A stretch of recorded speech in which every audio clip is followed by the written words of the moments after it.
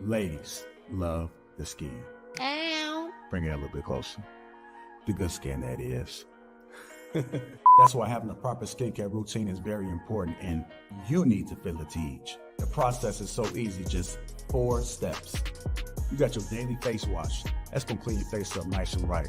You got your exfoliator scrub. That's gonna open up your pores. You got your AM moisturizer with the SPM 20, which is gonna protect you from the sun.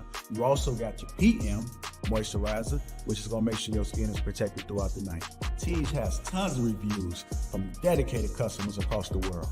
I know I said a lot, but it's okay, because guess what? It comes with an instruction card to explain to you in detail what to do morning and night. And because Teej is sponsoring this video, they're offering you an amazing deal. Just click the first link in the description to get 30% off your first skincare system and a free gift. Plus, as a member, you'll also get 20% off for life. By the way, both gifts you're choosing from are a $20 value and a complete game changer. A silicone body scrubber or a nail and face grooming kit. Personally, I prefer the silicone body scrubber.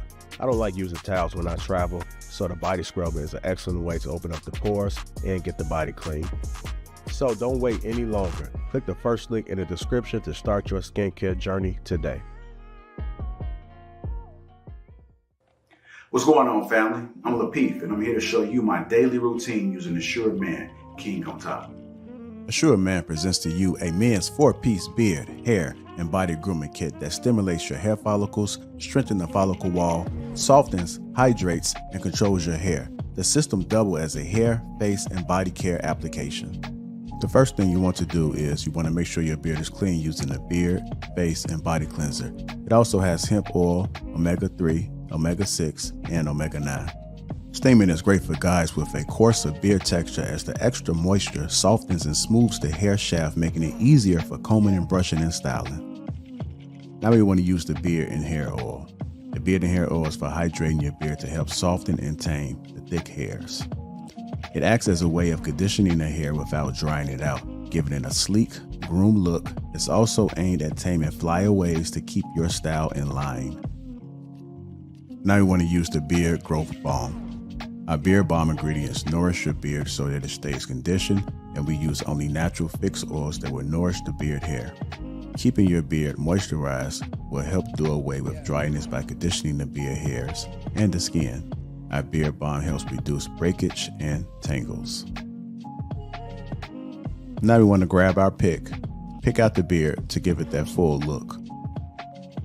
After you get all the hair even, you want to take your brush and brush down all the loose hairs. Before I go to bed, I use the beard, face, and body moisturizing lotion. Using this lotion helps moisturize and conditions the beard hairs, leaving the hair soft and tangle-free. It also helps with grooming and with maintenance, and also an easy comb for the morning. What are you waiting for? It's time for you to get assured today. Stop trying to find your manhood through your dick. I want you black men to imagine a world where I did this. Snap my fingers, Thanos, Reality Stone, and away goes your penis and your balls. Every last one of your black dicks goes away. Then what are you? Your testosterone levels stay, your muscular levels stay, everything else remains, but your dicks are all gone. Where are you? What kind of man are you?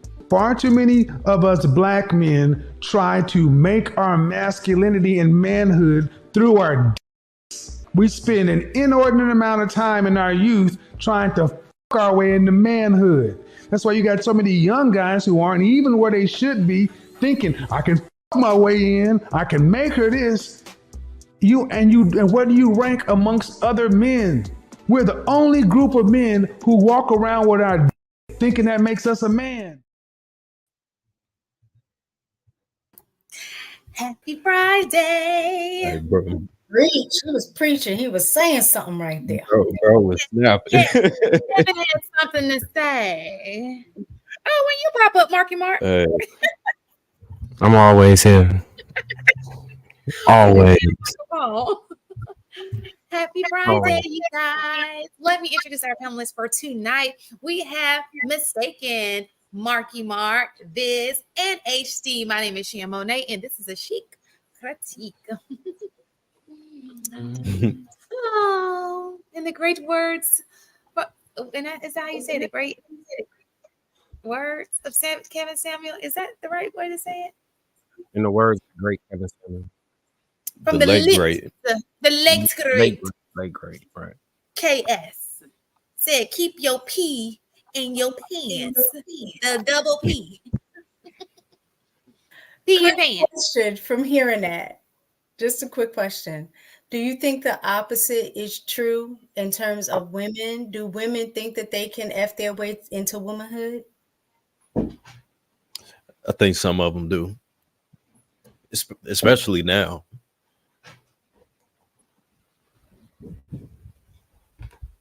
Wait, I missed part of it. So did he say that a lot of men use sex to be men? Was that the They point? think that they use that as part of their manhood. Like, you don't have to do nothing else. I'm my way into manhood. He said in the Black community, that's the mindset of a lot of men, is thinking that they can F their way into manhood. Yeah. I know the first time I got some, I felt different. I felt like I was a grown man. I ain't gonna lie. I was walking through it was like the first time I hit the blunt. The first time I hit the blunt. What is unpack? We need unpack on the unpack on the mic tonight. What is unpack? Go ahead and give her this link. Tell her to log on. What y'all want her to do? She probably traveling the world right now. Must See, be nice. I got nice etiquette. When she here, I'm gonna share the mic unless she call in from the link. Then I'm gonna talk a lot. We like unpack.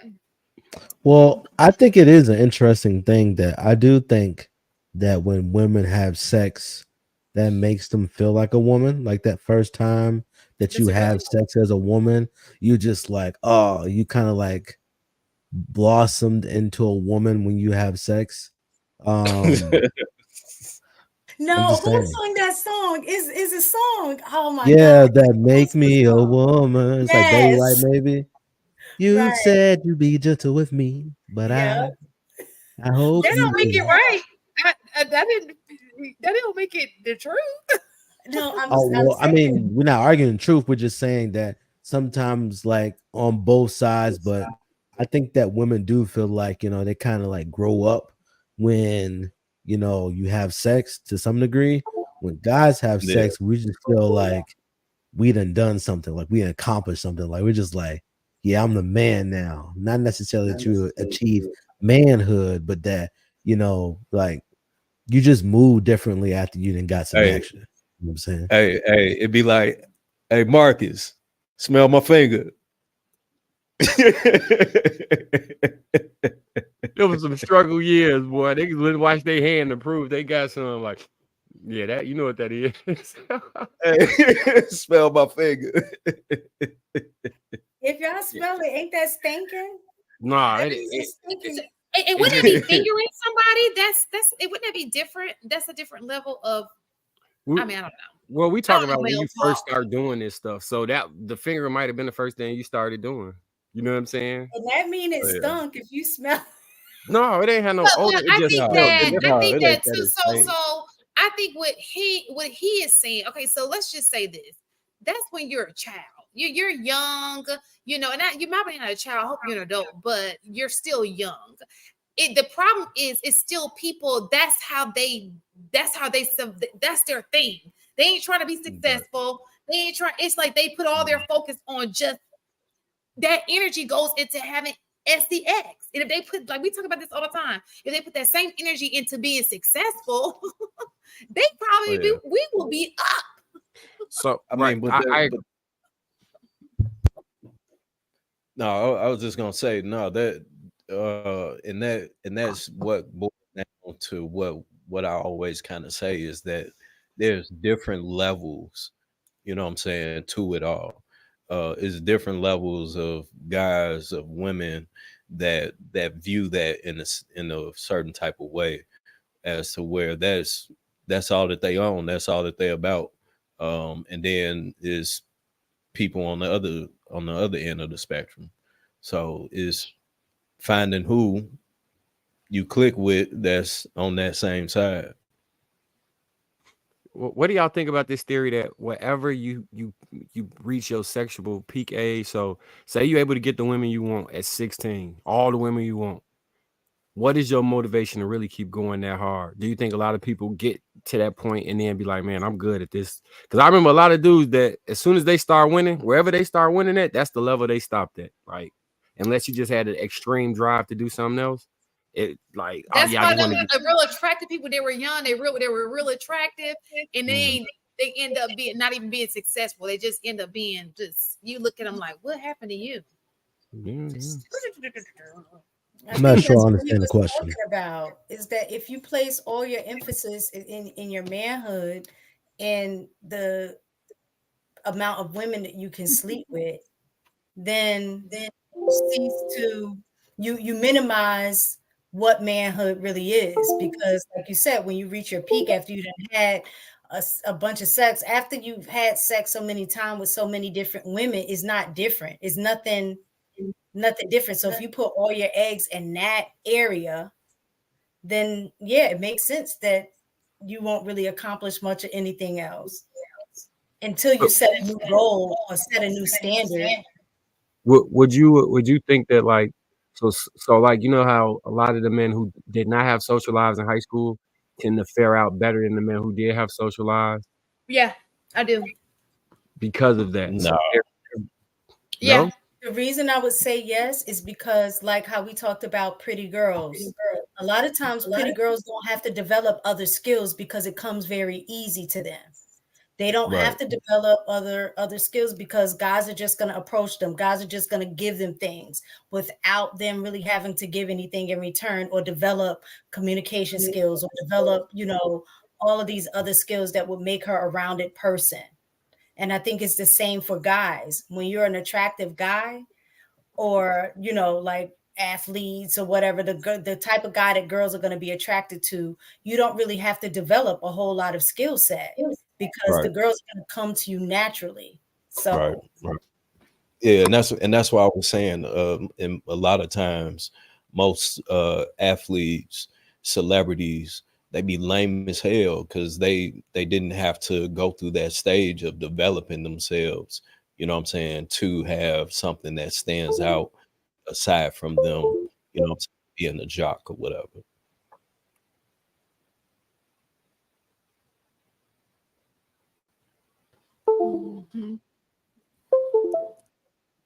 Sorry, I'm trying to get my cable cord. I was trying to figure out, was that me or not? Yeah, that was me. You got me on echo. But I agree. I think that mistaken answered the way I would have answered it. I think that people who get it early on are less successful later on, with the exception of some athletes. And I say that because athletes do, through their gift, go to school and it's almost like they're an environment and it kind of changes them a little bit. But without that, let's just say you weren't an athlete and you're just attractive for whatever reason, they just that's all they have is the attraction. That's all they got. That's all they got. If you're attractive and you got it going on, you that top. And we ain't got 1%. You that it ain't even 1%. It's like a 0.005. Yeah, you gotta choose these between one or the other, attractive or successful. You probably ain't gonna get both. Yeah, I think that the idea that you were younger and winning, I do agree. Somebody said this in the chat that they do keep winning. I just think that sometimes what people accept from you is different depending on who you are.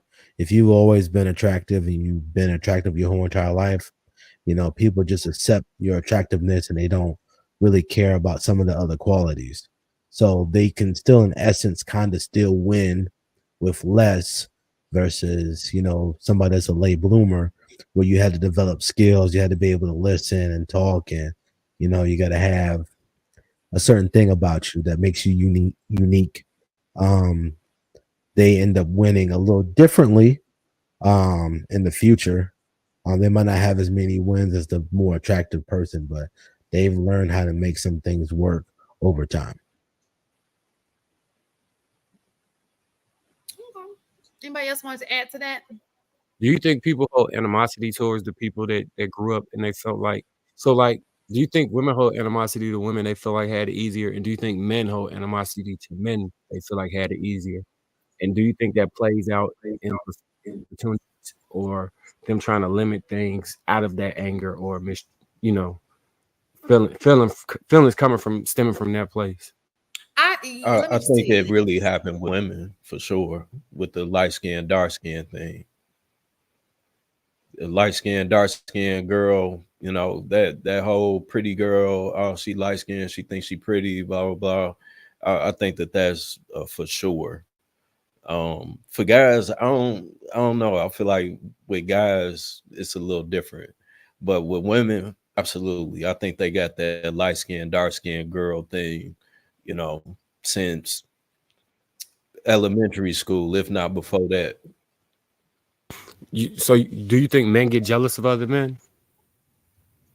Yeah. What do you mean by jealous? They see you have something that they want and it pisses them off.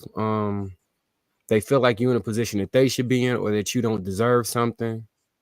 They harbor animosity and wish negativity on you, like they wish you fail. No, I don't think men don't do that. I don't think most, but I do think men do it. It's a human experience. You're trying to, now it may be expressed differently, but definitely, because I see what was that? I don't know that guy's name, but we played that clip on here before where that guy who was talking, he was trying to talk to the other guy about taking care of his household, saying that man's responsibility to take care of the household, and you're not a man if you're not doing X, Y, and Z. And the guy, you could see he came out, he was just like, not everybody grew up easy and had it like you had it, so you don't know what you're talking about, like that kind of stuff.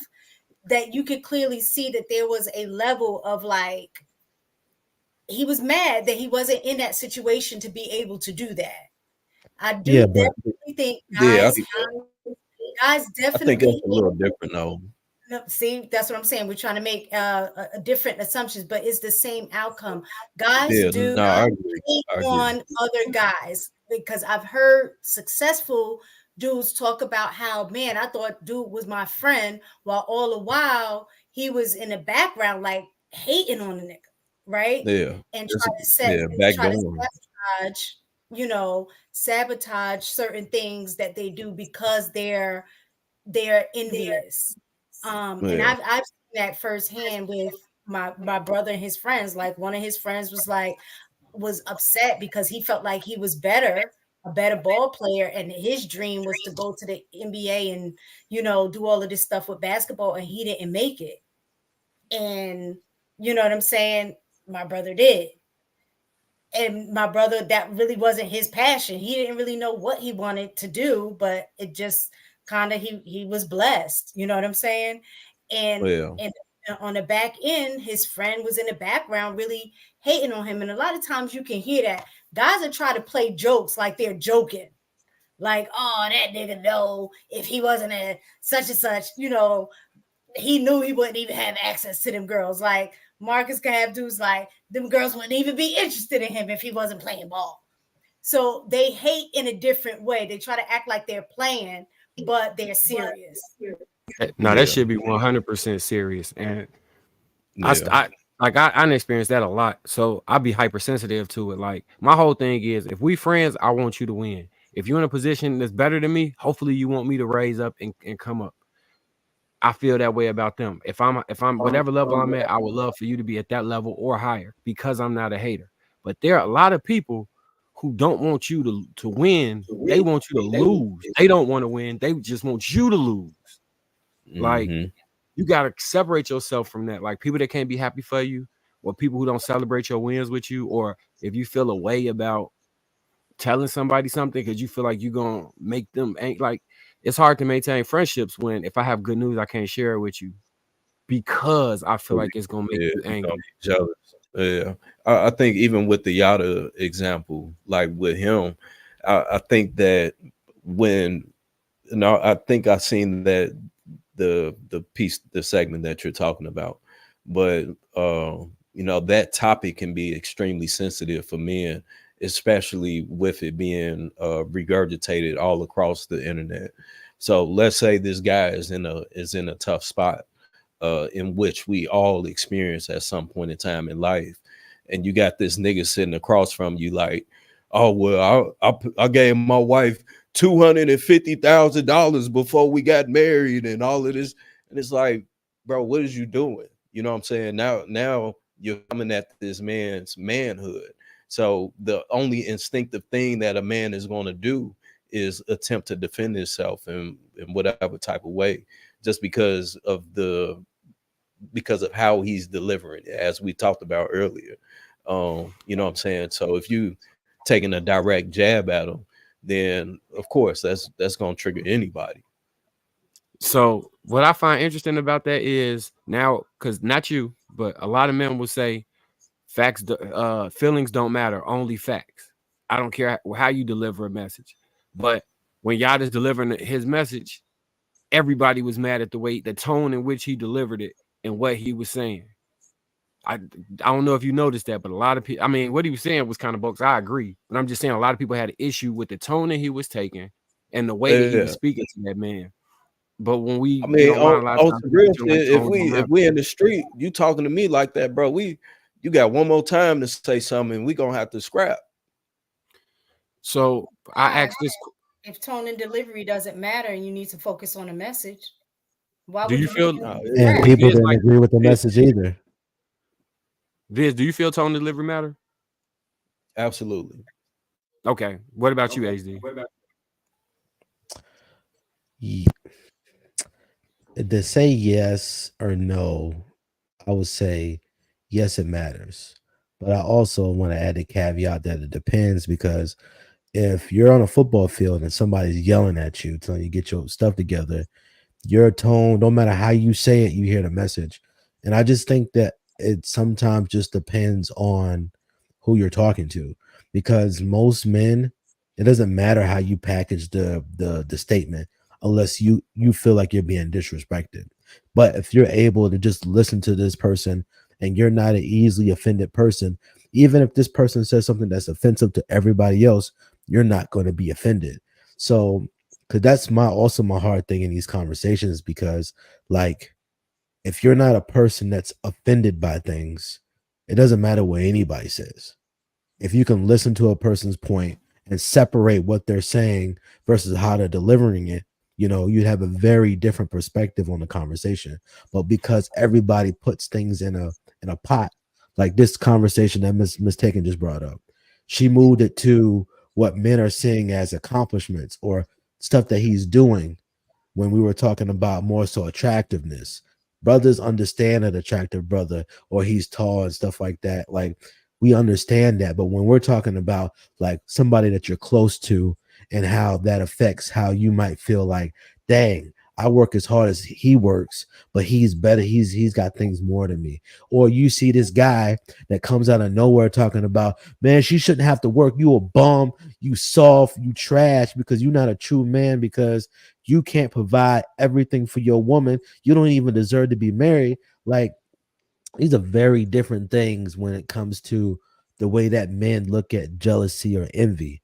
But too many times we mix a lot of stuff together that you can separate all the time. But for me, like, I don't think most guys are looking at dudes and being like, oh, that's an attractive dude. Like, that's a fly dude. Like, I can't stand that dude.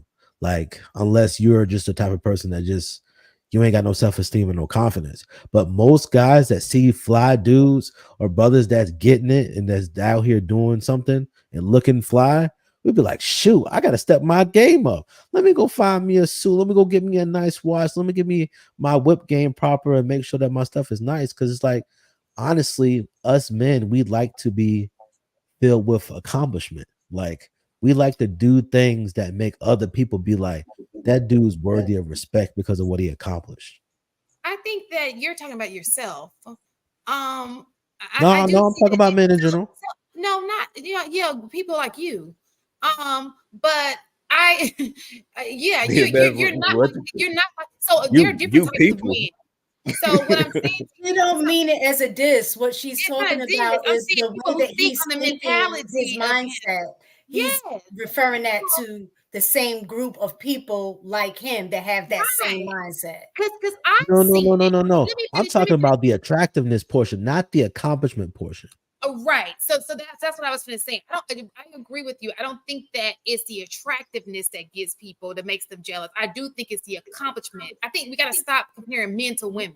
I think women, we Absolutely. put attractiveness on a pedestal, and for men we put accomplishment on a pedestal. So let's talk about the men's side, which is the accomplishment. I do see that there are men who, and I even saw it in college. I remember there was a fight. And this one guy who we call them locals. Y'all know when you're in college, you call them locals. And I remember he stepped to him and he said, "What you think you better than me? Because you all in, you know." And I remember that. And he shot him in his, let me tell you, he shot him in his mouth. And that was the conversation. Which person? You said what? Who shot who in the mouth? The local. This was a kid who, and it was like his first week of school. He was a freshman at the school. And I remember that was a block party. Mm-hmm. And so to say that does not happen, and I remember that very well, because it was traumatizing. That's crazy. That happens. And it's a small level. That's just going to school. So you know, even when we see these people who make it big, you know, and whatever, they always say like they homie was jealous, set them up. You know what I'm saying? Like, you hear that all the time. We're not gonna play like that's not a thing. It may not be in your group. It may not be anybody in the chat who's, you know, they may not do that, but those people do exist. No, it absolutely happens, and it happens every day. I think it's a lot. I would beg to say it's a higher percentage of people that would do that than wouldn't. Especially now. Yeah. Especially now. The people that won't absolutely won't, and just probably great people. But the people that will, given the opportunity, they'll get their mama. You know what I'm saying? Like it was some years back. No, some years back. Damn, the mama. About 10 years ago, it was a guy in Chicago that killed his mother for she ran a hair salon, and dude, the light-skinned dude, dude come and get withdrawing the money out of Chase and blowing it. Had a hitman off his mama so that he can get the you know what I'm saying, the cash that she had in the bank, and the insurance or whatnot. Yeah, so no, that definitely happened, but I think that it depends on the caliber of that person as well, though. You know what I'm saying? Like you said, HD, some guys are gonna be like, "Oh man, I need to step my shit up," and some niggas is gonna be like, "Oh, I need that," so they, you know what I'm saying, they're gonna come try and poke you, or you know what I'm saying, backdoor you or whatever, you know, set you up. What Jay-Z had a line where he was saying,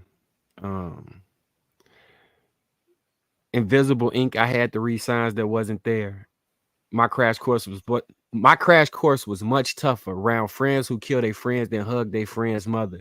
Show up to the funeral complete with blank stares. Invisible ink. I had to read things that wasn't there.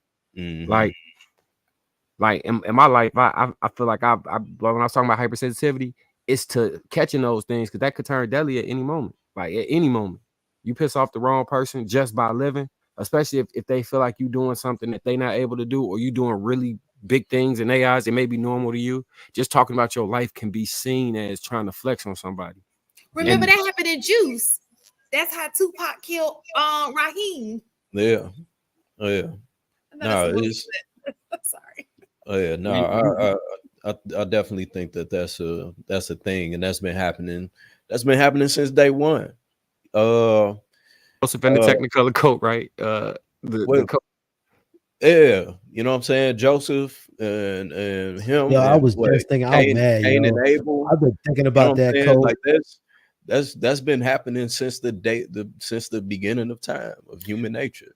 That's why I was saying, that's what you brought it back to what I said. I think it's a human nature. I think a lot of times No, I agree. I we agree. It is a human nature. we take these things and try to separate it to say men don't act like that.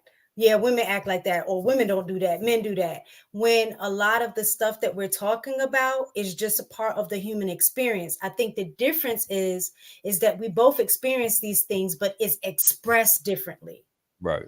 So that's where I think the distinction come in. So when the question was asked, do you think men, experience jealousy, or whatever your original question was, Marcus, that I think men were looking at it from one specific perspective. I think they was comparing that jealousy in the way that it looked to the way women respond to it, versus it being the way it's expressed by men. Like, just dudes coming to stick you up and rob you, to me, is a form of expression of jealousy, because you're hating on the fact that they got something that you don't.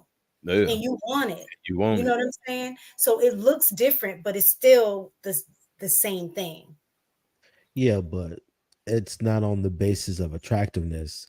It's based on like something that you can tangibly like gain, like as far as like status or something like that. And also, like, if somebody is robbing you, it's almost like a form of disrespect. Like, it is something to bring you down to their level. No, it is disrespect. So that's what I'm saying. Like, it's not necessarily. Wait, Yes, men and women are about jealousy. Yes, both sides of jealousy. Yeah, that's what I'm saying. Girls men aren't on the attractive jealousy train. They're on men definitely are on the attractive side. I'm about to say something real ignorant. It could be ignorant or it could be true. I don't know. So I want you to correct me if I'm wrong, okay? Isn't that how Nipsey died? Wasn't that like a jealousy thing? Wasn't it something of that nature? Well, no. So with Nipsey, but it wasn't about attractiveness, though. Yeah, Wait, didn't we already say it's not about? Wait, stop saying that, because we're just saying for dudes, it's about accomplishments and what they have. That's what we were saying. Like that wouldn't. The way jealousy is expressed for men. That's why I was saying it's still jealousy, but it's expressed differently. So men. Can you correct me, Biz? So I don't want to be incorrect. Yeah, so men will definitely get jealous over the things, the tangibles, the, like what she said, the position, the power, the what you have, all of that kind of stuff, because that's where society places value in men, their accomplishments and the things that they have. Whereas society places the value of women looks on them, right? So that's where you're going to see the jealousy from the women versus where the jealousy is from the men. So when you keep saying HD, but looks, no. That's why Shan was trying to differentiate the two and saying, no, it's not about looks for men. It's about their accomplishments, power, access. Looks is definitely a part of it. I used to bodybuild some years back. And this guy that I pretty much grew up with, he was older than me. I knew him and his wife maybe 25 years now. And once I got into bodybuilding, I was really deep into it. So I'm posting pictures and shit like that or whatnot. And he literally had his wife unfollow me. You know what I'm saying? Even though we known each other and, I'm not coming at your wife at all. He and told me, saying like, no, I had to tell her to unfollow you, bro. You woo. So no, that even though we cool, I ain't take no offense to it, but no, it absolutely happens, no question. Look, I've had friends tell me, we about to, we stay in the dorm together, whatever. We about to have some girls come through. Don't be too funny. Don't be too cool. Stop trying to do all that cool shit. They know you gonna choose. They know as soon as they get in there, they're gonna choose. And I'm acting how I normally act, but to them, it's an issue, but I don't know it's an issue until these girls come around. You know what I'm saying? Or it's so many different scenarios. And it's because I got to the part. You say what? It's because in both your scenarios, like especially to your story, Viz, like this man probably told his wife to not follow you because he was like, God dang. Look at that. Same thing with your I just don't with want your you looking at my fellas. friend like that. Maybe that's what it is. I just don't want you looking at my homeboy like that. Now You know what I'm saying? he got his shirt off, and now every time he walk in the house as my friend, you imagine him with his shirt off. I don't need you seeing all that. I wasn't even around. You know what I'm saying? Like they You moved around on away. Instagram, Right? You in her pocket. Yeah. It was a job. I was just getting and another then you got Marcus. Like these dudes want to win too, but they can't win. When you have an aura that supersedes everybody else, they feel like they can't win because everybody gonna flock to you, but they ain't gonna flock to them. But like in reality, listen, if they want to flock to him, then they ain't for you anyway. It's still part of the game, though. You know what I'm saying? If it's 4 females coming over and it's 3 guys, and 3 of the chicks or even all 4 want Marcus, then now it's a competition between them, you know what I'm saying, to try to get Marcus, and on top of the competition of the 3 guys to figure out who, you know what I'm saying, who they gonna choose or entertain. So it's the chairs. Somebody's not gonna get a seat. You know, the main thing I used to think when they say that, I was like, bro, y'all just need to love yourself. Because I think one of the reasons that it was attractive is because I was like unapologetically myself or whatever, right? And they didn't want to let who they were out of the bag because they were some dope individuals. They had great characteristics about themselves. It just was harder for them to showcase it at any moment. Oh, yeah. And it's a lot of men I meet, and I'm like, yo, dude is dope as fuck. I rock with him. And then they'll say, lack of confidence. Yeah. Oh, yeah.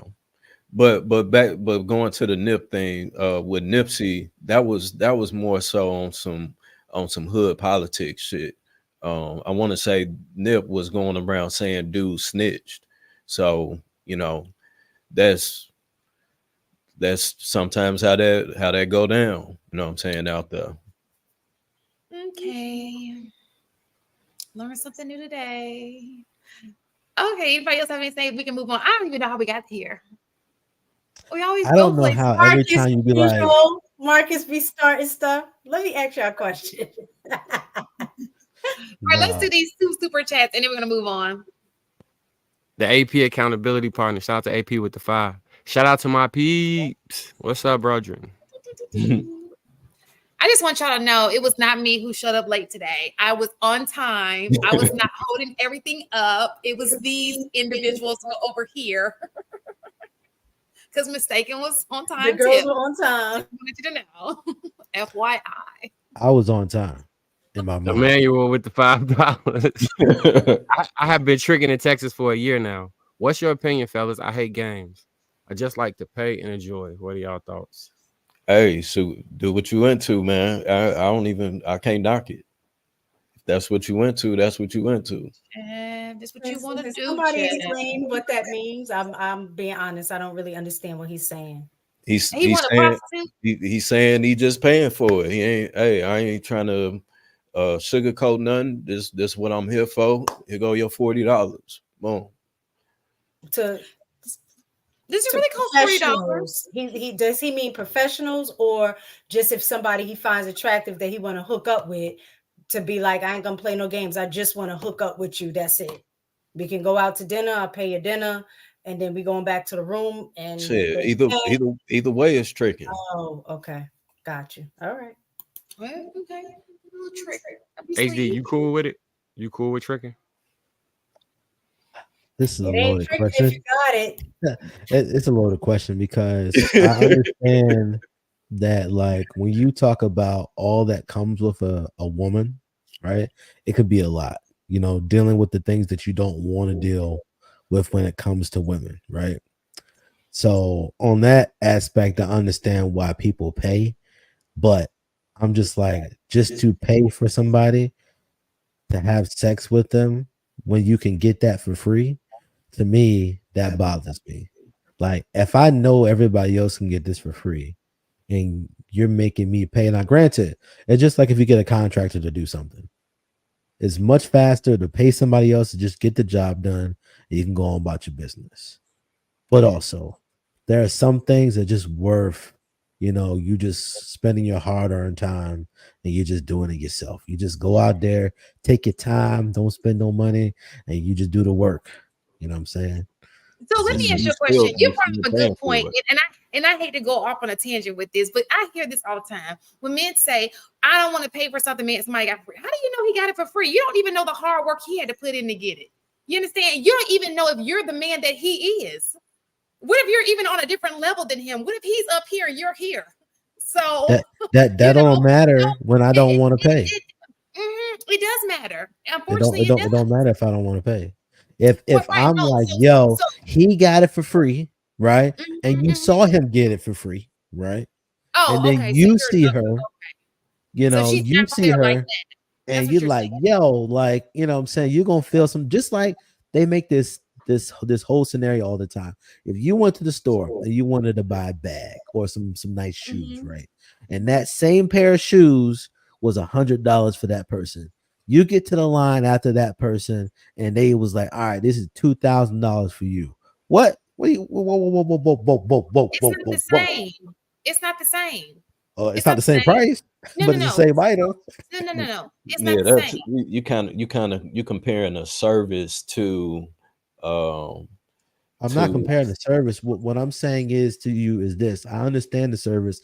I work in the service industry. I don't have a problem with the service analogy. What I'm saying is me, I personally have a problem to have to pay for something that I could easily get for free. Like, I'm just me, but I also understand that when it comes to people's time and they don't want to do the extra stuff, hey, I just want the stuff that I like from women. And if I can pay for that, get that, and go on about my business, cool. You know what I'm saying? I get it. I like it. That makes sense to me. That's the businessman in me. That makes sense. But overall, I'm like, but you can get it for free. You know, right. Yeah. I think my argument was it's not necessarily what you're. I don't know if we're saying the same thing or not, but I hear often that men, even in chats, they don't even have to know you, right? And they're like, why would I do something that? Okay, let's say Tracy Edmonds, right? And I love Tracy Edmonds. Beautiful woman. And they're like, just using her example. I mean, it's maybe a poor example, but let's just say you have Tracy Edmonds, okay? And it's like, why would I do that if I, why would I do all this stuff if I could, somebody got it for free? And I'm like, she dealt with men that are not even y'all aren't even in the same league. And when I say, and the reason why I use her, because you can see who she's dealt with. Let's talk about a person you don't know, right? You're assuming because she's had sex before that you are in the same league as the person she's had sex with. Exactly. And y'all may not even be. She may be lowering her standards for you. Right. So I got a perfect example. I went to New Amsterdam a couple years back and went to the red light district. So in the red light district, prostitution is legal. And when you walk down this one street in the red light district, or there's multiple streets, they have windows with red lights and there's women standing in it. And if you walk up to it and you see a chick that you like, hey, how much is it? And you know what I'm saying? You go and do your thing. So I'm walking past, I'm with my old lady. I'm walking past one, and the guy had asked her, how much? And she was like $100. So I'm like, okay, that ain't too bad. So we keep walking, come up to another area. It's a group of white boys. They all, kind of lingering around the door. And one of the white boys was like, man, he was like, how much? And Shorty was like, 160. And as we walking past, I'm like, she not feeling you, bro. And everybody started busting up laughing. You know what I'm saying? So shit, if a chick not into you, she gonna, you know what I'm saying? She gonna make you a little bit more, probably. You gotta do a little bit more. You know what I'm saying? If she into you, she gonna give it, she damn near gonna give it to the motherfucker for free. So that's not true though. It depends on the standards of her. Y'all just say if you got a chick who's on her legs, you're losing prostitution. All right. Listen, we're not gonna start that narrative that look. We're not going to start that narrative that there's just women out here just giving it up when you blow her neck. No. You got to put it. Most women, you won't have to talk some smack, some stuff in our ear, which we're gonna talk about in a little bit when we see this little video I'm about to play. Little shenanigans, y'all be Shan, speaking. let me ask you a question. Have you ever had a one night stand, Shan? No. Being winded? No. I'm demisexual though. I gotta build up to it, right? I told you about answering any personal questions. Don't answer no questions about sex. Come on, man. Cheating, We grown. any We of adults, that. man. That's Come all on. I'm just saying. I've never met We're a man. adults, yeah. Listen, I've never. Well, there was one. He was fine, no, but but it wasn't like that. I've never met a man who I'm like, oh, I'm on a date with him. Like, oh, he get the first thing I'm thinking about is sex. I've never met one. Please find them. Show them to me. Never met them. Well, Shan, can I ask you a question? Sure. Why is it that every time when you be like, does anybody have any last words or anything else to say on this topic? And then before anybody can say anything about the topic, you change the topic. When I change the topic? You do it every time. Hey, does anybody got anything else to add? Okay, next subject. Because that's time for me to change the subject. It was the last. Well, it was like the just the, hey. You gotta why don't you just be like, hey, let's just change. Hey, we're going to the next topic. Not, hey, does anybody else have something to say? Okay, let's change the topic. Now that's so when I say that means let's change the topic. Anything last thoughts on this? Let's go to the next topic. So let me just say this. So Congo said mistake is topic. We adults. Viz, you said the same thing. Hey, we grown adults. The reason I said that is because earlier on when we first started, we had one of our panelists who was female. This is when it was all female panelists. She shared some of her personal business and she had a few regrets. Yeah, and decided not to be on the show anymore. Period. Okay. So that's why I say don't share, you could share stuff that's ain't nothing to share. It's boring over here. General terms, but y'all should know now. Nothing that person, like we talk behind the scenes. I don't mind sharing certain things with y'all, but in this open space like this, nope. Well, so I can respect that for you as being but the answer is no, Viz. No. That's fair. I can respect that from you, Miss Taking. One, of course, being a woman. Two, you're married as well. You definitely don't want your husband to find out, like, you had a one night stand. Like, what? Listen, he ain't I share everything. There's nothing that I have kept from my husband ever. People don't believe that because people be lying, but I don't. We all got some skeletons in our closet that What she's saying is she shared those skeletons with her husband. That's what she's saying. Yeah. No, that's fair. No, I respect that. I respect that. But still, I would still say I do know some very respectable women that engage in one night stands. You know what I'm saying? If they see something that they like, and shit, hey, this won't, and you with it or not. Listen, all I have to say is those women that told their story and now they are feeling regret. All I have to say is, baby, come back. You can blame it all on the people that said what they said, but just come back. Y'all had a star-studded cast. You know what I'm saying? It was just the Chic critique. Now I don't even know what to call it now. Is Chic critique +2? I don't know. Got too much testosterone on the panel. Inaz will be back. We're waiting for Inaz to come back. We need to balance that out. So, did anybody else have any final thoughts? So we will move on to the next subject on this topic. Is that better for you, HD? Yes. Now, do I have time to respond, or do you still go move? Go ahead. Well, you pause. I would think it's time to move on, but go ahead, HD. Would you like to say anything? I just like to appreciate you making that adjustment for me. God muted your mic. I do that every time, so that's all I would like to say. Thank you. Okay. Anybody else about that? But I'm glad you brought that up. I really wanted to talk about that, HD, because I hear that a lot. in this environment. So, all right, so we have a video. Manipulator in the sense that I knew that I didn't want anything serious with this woman, and I knew she wanted something serious with me. Right. And instead of leaving her alone, I took what I could get out of it. And at the end of the day, when she was crying her tears, I could hide behind the fact that, hey, I told you what was up. Yeah. And that is the game plan and the strategy and the mindset that so many of us as men live by is, I told you what was up. Yeah.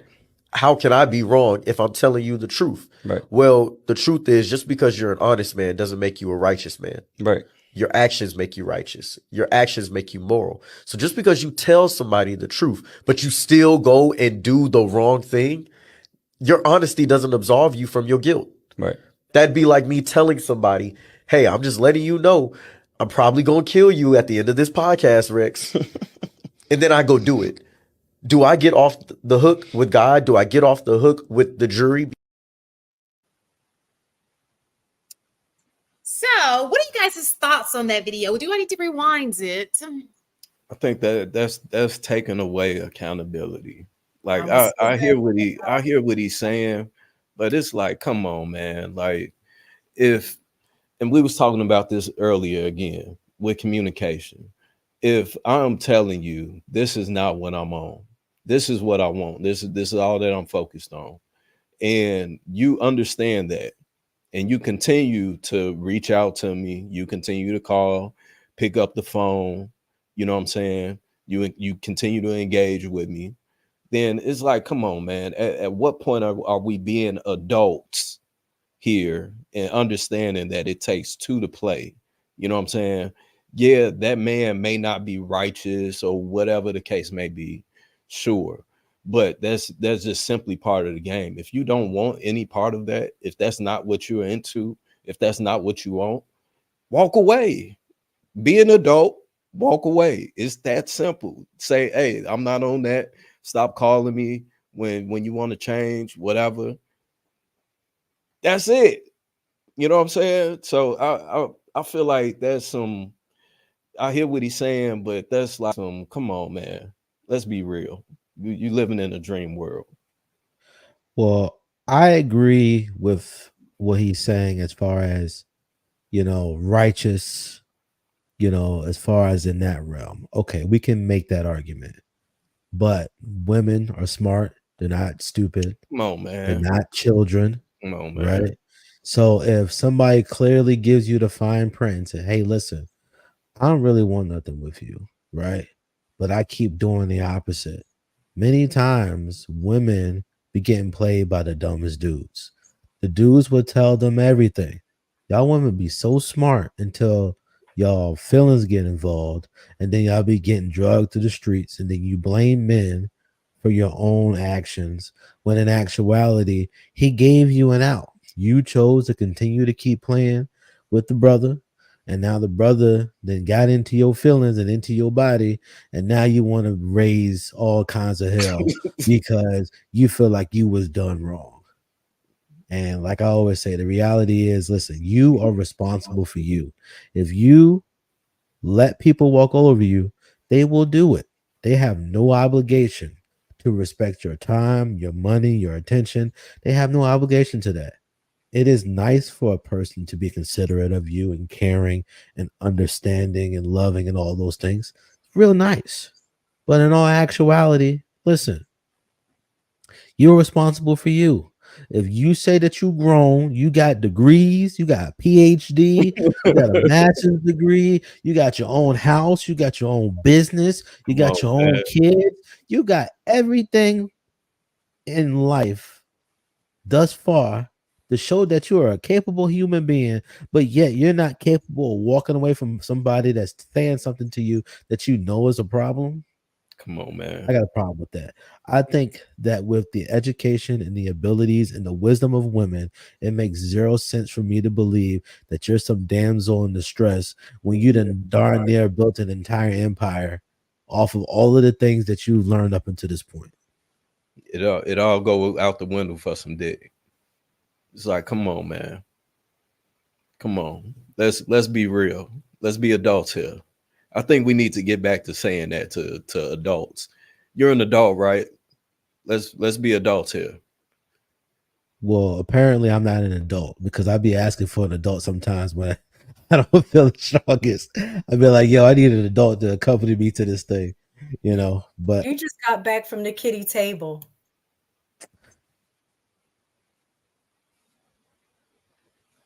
Now, Congo in the chat, he did say dicking her hey, down listen, with it's a emotion, cold world. but don't care after you nut is dangerous. Now, I will say that, you know what I'm saying, furthering to engage or interact with that woman is absolutely dangerous for sure. But again, it's part of the game. You know what I'm saying? It's if you don't want to, they used to say, if you don't want to play the game, then stay out the streets. You know what I'm saying? Get your ass out the streets. Then it's just part of it, man. They come with it. Yeah, but you know, I think overall their main point and issue is that men are still the leaders. We hold the lion's share of the responsibility of the community, right? So no matter how women operate, no matter how smart, no matter how great women are, you're still going to be held to a lion's share of responsibility that you being the man, right? You need to uphold a standard that supersedes the things that these other non-good men are exuding. You need to make sure that you're honest, that you're forthtelling, that you make sure that you set the standard and you make sure that you live above reproach, even when she's not or whatever. And I'm just like, but in reality is that I guess both people are leaders because people aren't asking for men to be leaders. They're asking men to be partners. So if we are partners, right, in business, if you have a partnership agreement, that means that if you have a 50-50 partnership agreement, that means that both of you are leaders. So that means that that whole thing of men being the leaders kind of goes out the window when you start going 50-50. Boy, you just went into a whole other. Did anybody have anything else to say about the video?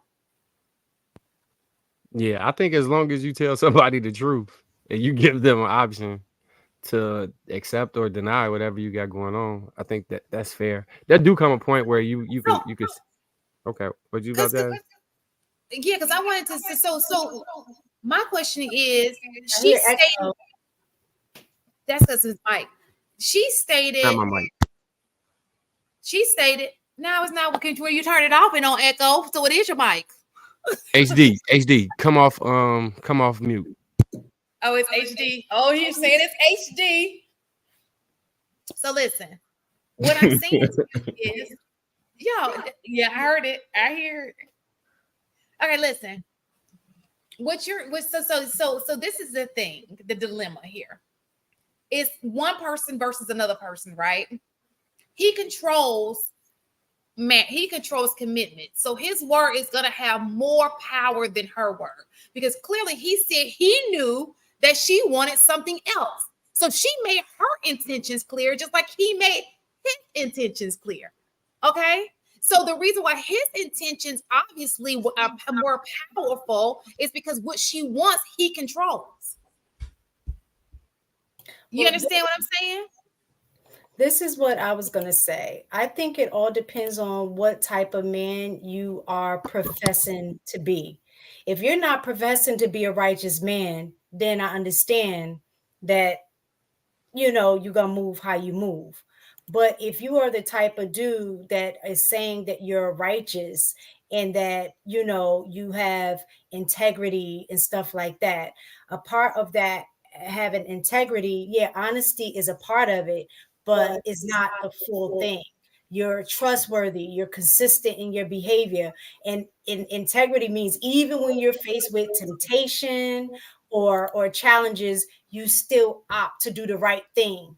You know what I'm saying? So in that regard, then what the person, even if the person is willing to still engage with you, I think the onus is on you at that point if you're trying to be, if you're saying that you're righteous, right? But like I said, again, if you're not righteous and you're not trying to live a life of morality or being ethical, then it is what it is.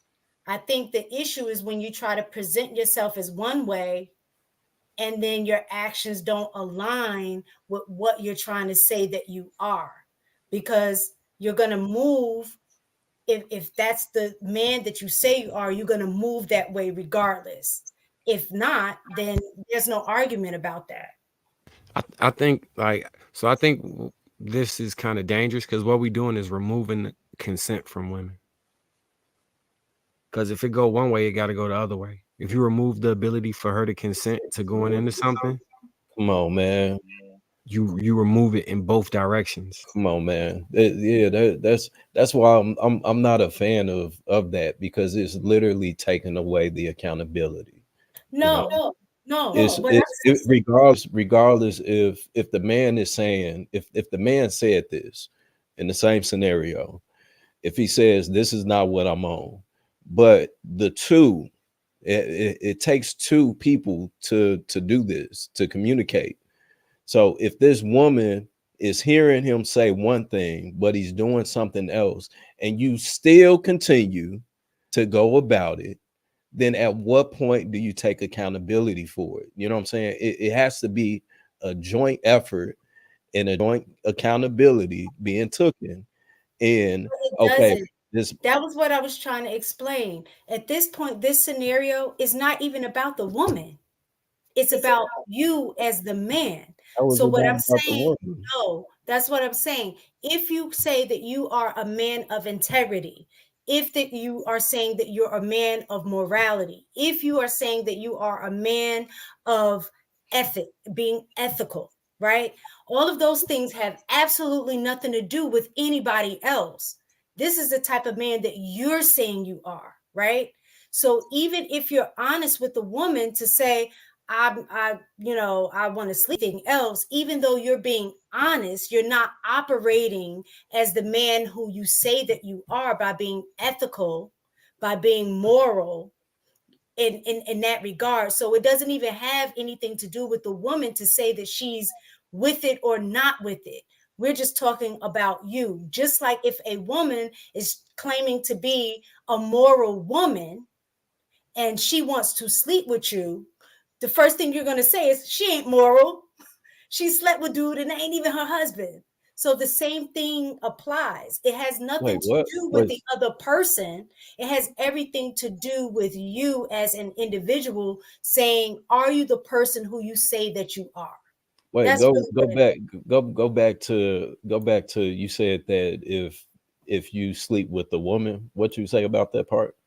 I was saying if a woman is claiming to be a moral woman, a woman of virtue, okay, a woman of morality, right? And then she just goes and sleep with a dude saying, man, I find you attractive and I just want to sleep with you. I don't want nothing else. And she sleeps with him. What's going to happen is because she said that she's a woman of virtue, she's going to be judged on what she said she is. Her actions did not align with who the type of woman she said that she is. I don't agree with that at all. It's the same thing for, yeah, because you wouldn't.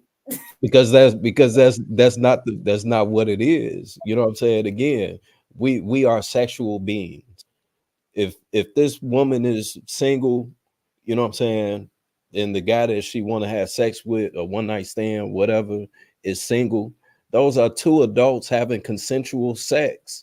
So the problem is an issue with body count then at that point. Listen, so listen to this. But the problem is, just like she heard his point, he heard hers. So at this point, she also he just like he said, I'm not looking for a relationship. She returned and said, I am. One, I like to point out that I've been on mute this whole time, and I done heard that echo like 10 times. I just want to say that you heard it too, HD, because I said you was on mute. We have been absolved of the crime. It's between mistaken. So don't try and blame nothing on. They be hating on my mic. It definitely ain't me, because I got a condenser, so it's only coming this way. Well, I don't know, but I will say that the reason why he's moving righteously, because if he tells you he's something and then he operates as the thing he told you, that's righteous. Like he's not pretending to. Now I can see if he's saying something and doing something else, then those things don't line up. But if He's he's honest but not righteous. That's what That I'm saying. Those are two different things. Look up that's not how it the works. definition between the two. it, Now, if I, honesty is encompassed in righteousness, right? So if you're righteous, a part of righteousness is honesty. But both of those definitions are not the same. Look it up. and the other thing is, I don't know how you assign in righteousness to celibacy, or because that it's philosophies that don't see anything wrong sexually with people exploring. So I feel like you're pigeonholing it into the way in which the paradigm and the religion that you operate under, or maybe the way your morality is set up. Right. Like there's cultural relativism to that too. It's a lot of different things that can go into that. That's what I'm saying. If somebody tells you who they are, they operate as the person they said they were. I think that's like That's them being righteous is who they are. There's no games. They're not being phony or fake or none of nothing of that nature. It's them being completely transparent with you, communicating and say, hey, X, Y, and Z, and I'm giving you the option. So But he gave a great example in that video. He said, if I tell you I'm gonna rob you or kill you right after this show, and you stay your dumb ass and sit there still, then that's I'm being like, come on, man. No, my thing is, so I mean, he don't have to leave. He said after the show, it could be all right. This part is over. Bam, I'm gonna shoot you. The bottom line is what he's saying is you can be honest with a person, but still be operating immorally. Like I could be honest, say I'm gonna go rob this bank.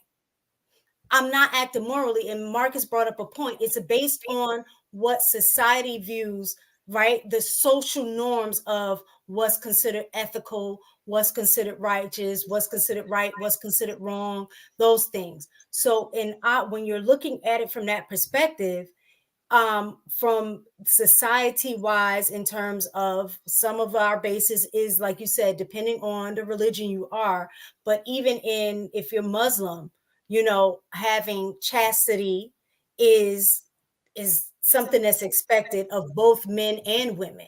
Right. In Christianity, chastity is something that's expected in both men and women, right? So if those are the societal foundations of what's right and wrong, right? And you're operating against that, then that still does not make you righteous just because you're honest. So those are different things. Because if that didn't matter, then body count, as much as y'all talk about body count, that wouldn't matter. And the reason I say that is because the difference is society says that is a problem with that. So women have to operate along those lines to be judged a certain way. But now y'all trying to say we're all two consenting adults. It don't matter. I'm being honest, like all of those things. You're being honest, but you're not operating righteously. So two things, and going back to the bank robbery thing. If you said you're going to rob a bank or whatever, the legend of Robin Hood, from the perspective of the poor, he was an extremely righteous person. From the perspective of the people that own the bank, of course, it was the complete opposite. You know what I'm saying? So back one example with you too, Dr. Kevorkian, from the perspective of his patients, when he said, "Hey, we're gonna terminate you based on your illness and the suffering," would he not be righteous by doing a service for society? Now you got it back, Viz. I just want to throw that extra one on there. If you're judging by societal standards, then no, because there are certain laws that are in place that really they try to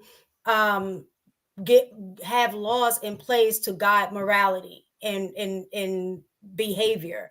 So if according to societal standards, if helping someone commit suicide is against the law, then no, he's not operating in the way in which society expects him or her to, according to that law. Now, if it's laws that are based in immorality, those are the ones that I think is different, because the morality aspect goes higher than man, so to speak. So when they had laws about slavery, laws about, those kind of things, those are immoral laws within itself. So you can't be wrong for operating against immoral law.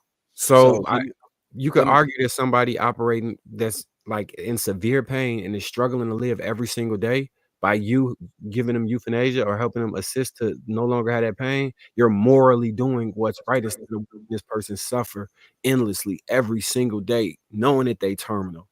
I It mean, depends on which what I would say religious doctrine you go by in that regard, because a lot of people, morality is guided by their religious doctrine. And according to any of the religious doctrine, and I'm gonna just take the main ones, which is Christianity and being Muslim or what have you, Islam, is that those two things don't coexist. You're not supposed to. You're not supposed to. So if that is your guiding light of morality, then it's still wrong. So I'm gonna say this too, just to address, because you keep bringing up the body count thing. Men do and do not care about body counts to an extent. Men care about body counts to an extent with the woman that they choose to be in a serious relationship or potentially wife. If it's somebody that I'm just messing around with, we just dating, whatever the case may be, men, depending on the man, won't necessarily care. And even if the woman does have a high body count, if she carries herself in a manner as to where you wouldn't even know, then it's, you know what I'm saying?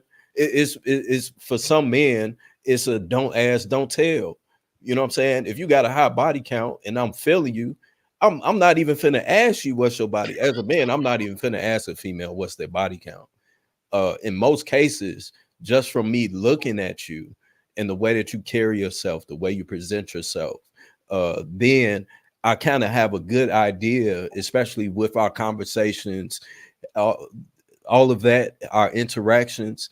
Then okay, I can tell Shorty done been around. You know what I'm saying? Or no, okay, I can tell that she really ain't had too many bodies, or she's carrying herself so well that I won't even know that she done cracked, you know what I'm saying, 30 niggas or whatever. So I think that all varies on the type of man that we're talking about. But overall, is 50-50, you know, as far as with body count. But men care about body counts, but we really don't care about it to an extent. What about when people always talk about OnlyFans chicks? Isn't that her being honest? These men know what Well, they're. yeah, I mean, they exactly. So there's only going to be a certain type of man that mess with women that's on OnlyFans. The same. Well, no, what I'm saying is, what is the hula about trying to get women off OnlyFans? If this is something they want to do, they know the what goes along with that. These men sign up for it, so there's an agreement to it. So what's the issue? What you mean? What's the issue? So people always talk about OnlyFans girls, right? Right. Like almost like they trying to take them off get them off the ladder or to get them off the top of the bridge, you know, they won't jump. And the problem is these women are making a decisive decision to be on OnlyFans, and their people who are their subscribers are deciding that they want to subscribe. And these are two consensual people doing something for each other, but we have a problem with that.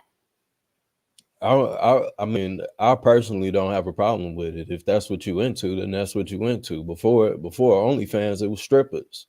You know what I'm saying? So they're sex workers. You know what I'm saying? It's part of the culture. It's part of the economy. You know what I'm saying? This is something that has been happening since the beginning of time. So I think maybe the conflict far as with women that are on OnlyFans are the women that still want to get wifed. And it's like, no, that's not how the game works out. You know what I'm saying? Where you're going to actually get a man that's going to take you serious and that's going to wife you. You know, that's not how it works. And that's not how it ever worked. So I think if anything, that's the the issue that most men have with OnlyFans. Aside from that, is if you know what I'm saying, if that's how you want to put yourself out, then that's how you want to put yourself out. And then of course you're gonna have some men that want to be Captain Save 'em, and you know what I'm saying, they're gonna try and finesse her out of it or whatever, you know. But a real man, we don't give a fuck about that. Yeah, Well, I we're not talking agree. about dateable. So see, people are getting me mixed up. This has nothing to do with dateable. It's just a per people's choices. We're talking about righteousness, right? And you're right. So it takes a righteous person to say, "Hey, I think it's bad for me to take advantage of this situation," right? Even if I just won't take advantage of the situation. I know how you feel. I got the leg up. I'm just not going to take advantage of the situation. The same goes for people in sex work, right? It has nothing to do with her being marketable and dating, because obviously she doesn't care. We're just talking about a woman who doesn't have a righteous moral way about herself, and she just doesn't care. They're two consenting adults. Who cares? Right. These grown people making grown people decisions. Right. Yeah, I think that these are all separate things. Being moral, being honest, being righteous, these are all different things. For sure. Because they're based upon, what it is that your beliefs are, right? Dictates your morality, it dictates your righteousness. Because if you look at some scripture, it says none of us is righteous, and that your righteousness is as filthy rags. So even if you are being righteous, you're not necessarily better than the other person. But in all fairness, you have to understand that you being honest doesn't necessarily absolve you of the consequences of your actions. If you are honest with this person, say, "Hey, I don't want anything with you," right? And this person says, "Well, I don't want to not be in this if I'm not getting this." And you both engage in this situation, the consequences of that relationship are going to be that, just the consequences. Good, bad, indifferent. Everybody has played a part and consented into being a part of this relationship, good, bad, or indifferent. And I think that you being honest is a good thing. However, even if you're honest, I think that you should also be cognizant that, listen, you might not be doing a good thing. Because if I say, "Hey, honestly, I can understand that when people smoke weed and stuff like that, even though I don't, when I get stressed out, I can understand why people smoke weed." Now, that's an honest feeling. I will never smoke weed, more than likely, but I can understand the sentiment of how people feel like life is so stressful and it's just so much better to just smoke weed. I'm like, all right, cool, bet. And I'm honest about that. I said, listen, this person was honest with me. He told me the truth. And if I should engage with this person after they told me the truth, I mean, shoot, that was my decision.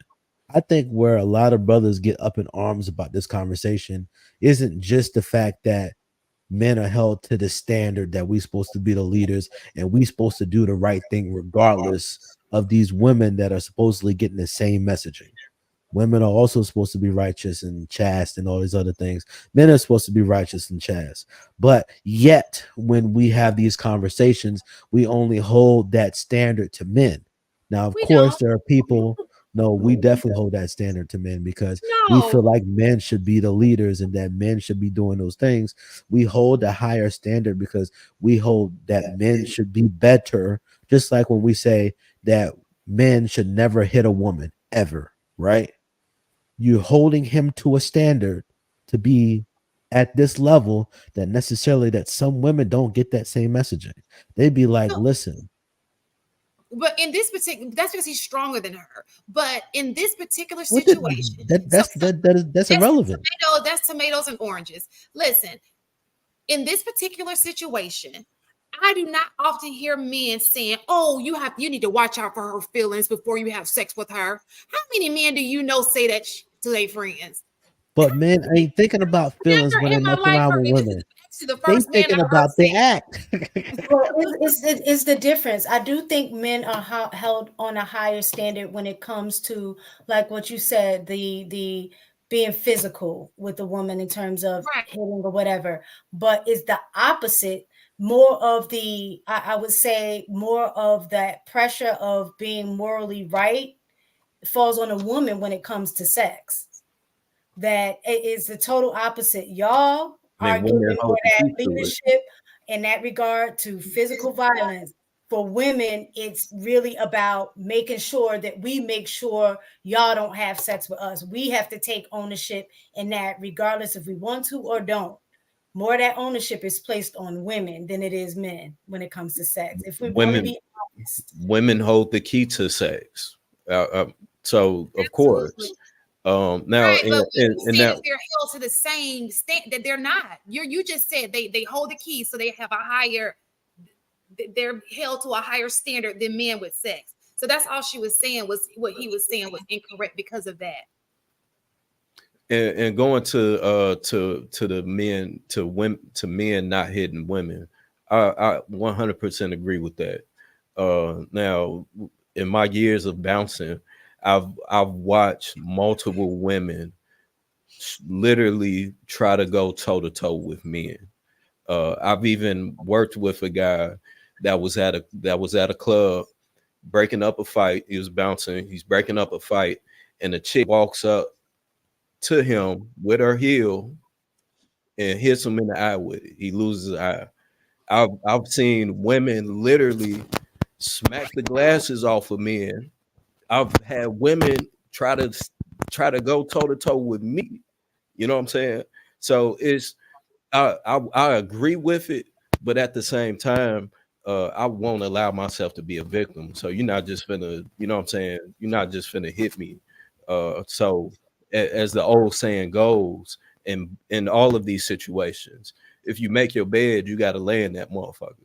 So if you're tough enough to stand toe to toe with a man, knowing that this man is bigger, stronger, so on and so forth, then if he hits you because you hit him, then to every action is a reaction. That's the law of the universe.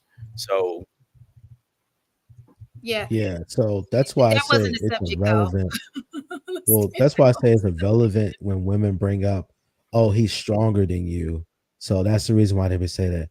No, they just think that there's no reason why you should be putting your hands on a woman because it's not morally right for you to hit women. But if you're going to defend that woman from another guy, it's perfectly fine. And I just think that it's completely irrelevant that women keep bringing up that he's stronger than you. That's the reason why you should never put your hands on a woman. There are women that are bench pressing, squatting more I than don't men. ever Nobody. This is not the subject we're on. I have Right. no idea how we got here. But I don't think We we've don't ever not said that on women this nor show. men hitting each other. Right. So can we please go back? This is what I'm talking about. Y'all moving into a subject somewhere totally different. Can we stick to what we're talking about right now? And right now, what we're talking about is the righteousness, the moral on what you can control as a man as it relates to sex. And as we stated, most of the responsibility of having standards is placed on the female, not the man. Can we all agree on yeah. Okay. No. You just saying no just to say no. No, I'm not, because even in here, a conversation that we just had, we're no, talking about the standard of how men or women, they're held to different standards. So even we're in talking about in a particular subject, not because we can go down a Not tangent. in There's so general. many. He specifically I mean, said let's talk about about sex. this one. And even AP, he said men are held to a higher standard, a much higher accountability in all things. So my thing is, again, he's being very broad, but what you're doing is you're being very specific. We're specifically talking about sex. Okay, I want to just Talking about bring sex. I want to bring this perspective because somebody echoing. I don't know who it is. Let me mute mine. But when I was growing up, right, I was encouraged, and the standard was set that I should be able to have had sex by a certain age, and it was set that I should be able to get multiple women. Like my cultural standard for the neighborhood area and my peer group and a lot of the older men that I was around had that standard that if you were gonna be him, then you had to have these type of have women, right? If I did not, then I would have been culturally shunned being a lame or not being able to get no uchi, right? And if I can't get no Uchi, then does that make me righteous because I'm not being able to get no Uchi? Or am I righteous because I lived up to the standards of what my cultural group set as what was the moral thing to do? Now, it may not be moral in the sense of when you think about it from a religious context, but when I was looking up morality, it was like the common standards and practices of a recognized group. Most are informed by religious context, but like, so snitching, right? Is snitching a righteous thing to do? Or is it an unrighteous thing to do? I think if you take it out of the Black community, it's righteous to tell on people. But specifically within our community and the subsets of the communities that we come from, it creates an extreme unrighteousness thing. And you, by doing that, you become one of the lowliest of people because you're telling on your friends and family and doing all that stuff. So it's in culture. It's in other cultures. That's a difference. Snitching is different from telling on somebody. Snitching is a subculture. So if you're involved in illegal activities and you are a person that's involved in those illegal activities, right, then the rules are different for you. Yeah, you're not supposed to snitch. Right. But if I happen to live in a neighborhood that you're selling drugs and shooting people up, I'm not snitching. It's my moral obligation for my safety, protecting my family, to tell on you. Those are two different things. So by that standard, then men who have a different sexual prerogative or a different sexual moral code would be moving righteous by operating within that code. Because we have a different standard. I agree, but you're leaving out the other aspects of righteousness. So honesty in and of itself is one thing. Honesty is I'm just being direct. Is a communication skill. I'm being honest. I'm being truthful and transparent about what I'm communicating my behavior to be or what it is that I want. Whereas righteousness, it encompasses more than just honesty. And that's what I'm saying. So righteousness is a broader concept of other aspects. So yes, you have the morality piece, you have the honesty piece, but you also have the integrity piece. You also have the ethical piece. You also have the fairness and the, equality, the compassion, being responsible. All of those pieces fall under the idea of righteousness, not just honesty. And I think that's where we're being thrown off at, is the honesty. Well, I'm being honest, so it's up to the other person to accept my honesty or not. I don't disagree with that. I agree with that with that sentiment about I'm being honest and direct about what it is I'm looking for. And if that's not in alignment with what you want, then it is on that person to walk away from that if they know that that's not what they want. So I'm not taking the ownership off of them and their reaction, but what I'm doing is focusing on when we brought up the righteous part. The righteous part has nothing to do with the other person. The honesty part does, because the honesty part involves the communication of what it is that you want, when you're giving that person the free will to either move forward or not. So in that regard, that's not the issue. The righteous part it's one of y'all too, because all us on mute, and it's one of y'all too. But mistaken. So I'm looking at the definition of righteousness, right? Mm-hmm. And the definition changes when you go from Christianity to Islam, but then there's an overarching righteousness. So like with Islam would be prayer, alms, honor and agreements, patience, believing in God, believing in the last day, believing in angels, believing in the book, believing in the prophets, giving wealth to the needy, orphans, and relatives. But it changes to what the specific subset will be for Christianity too. But the other examples of righteousness is kindness, justice in dealing, consideration and endeavor. It's still echoing. You probably got to hit mute, Viz. That might be you. Justice in dealings, consideration and endeavors, being generous and offering help, behavior with courtesy and sympathy, true fidelity, sincerity towards God Almighty, constantly seeking occasions of benefit of service. So I think you can be a good, like if you're having casual sex with somebody that's consensual, you still can do all of those things unless you're using a religious text as the definition of righteousness. And that has more so to do with worshiping God than it does with your interaction with people on a basic level. Now, being good to them is part of that, but it don't necessarily mean you being bad to them because y'all engaging in consensual sex. I feel like that's a conflation. The way you're making that seem. The bad part is what Shan was saying is if your intentions and her expectations don't align. So even though you're communicating in honesty and saying that, yo, I just want to, have sex with you and nothing else, but she's communicating to you in the regard of, well, if I have sex with you, then that means we're in a relationship because I only have sex with people in a relationship, and that's what I want to do. So in that regard, both of y'all are being honest because you are clearly communicating what you want from the other person. Now the righteous part comes in on really both of y'all. So if she listened to what you were saying, the righteous part would be for her to, you know what, I'm gonna stand in my belief, I'm gonna stand in my standards, my morality. This is how I feel. He made it clear to me that he doesn't, want me for, he just wants me for sex.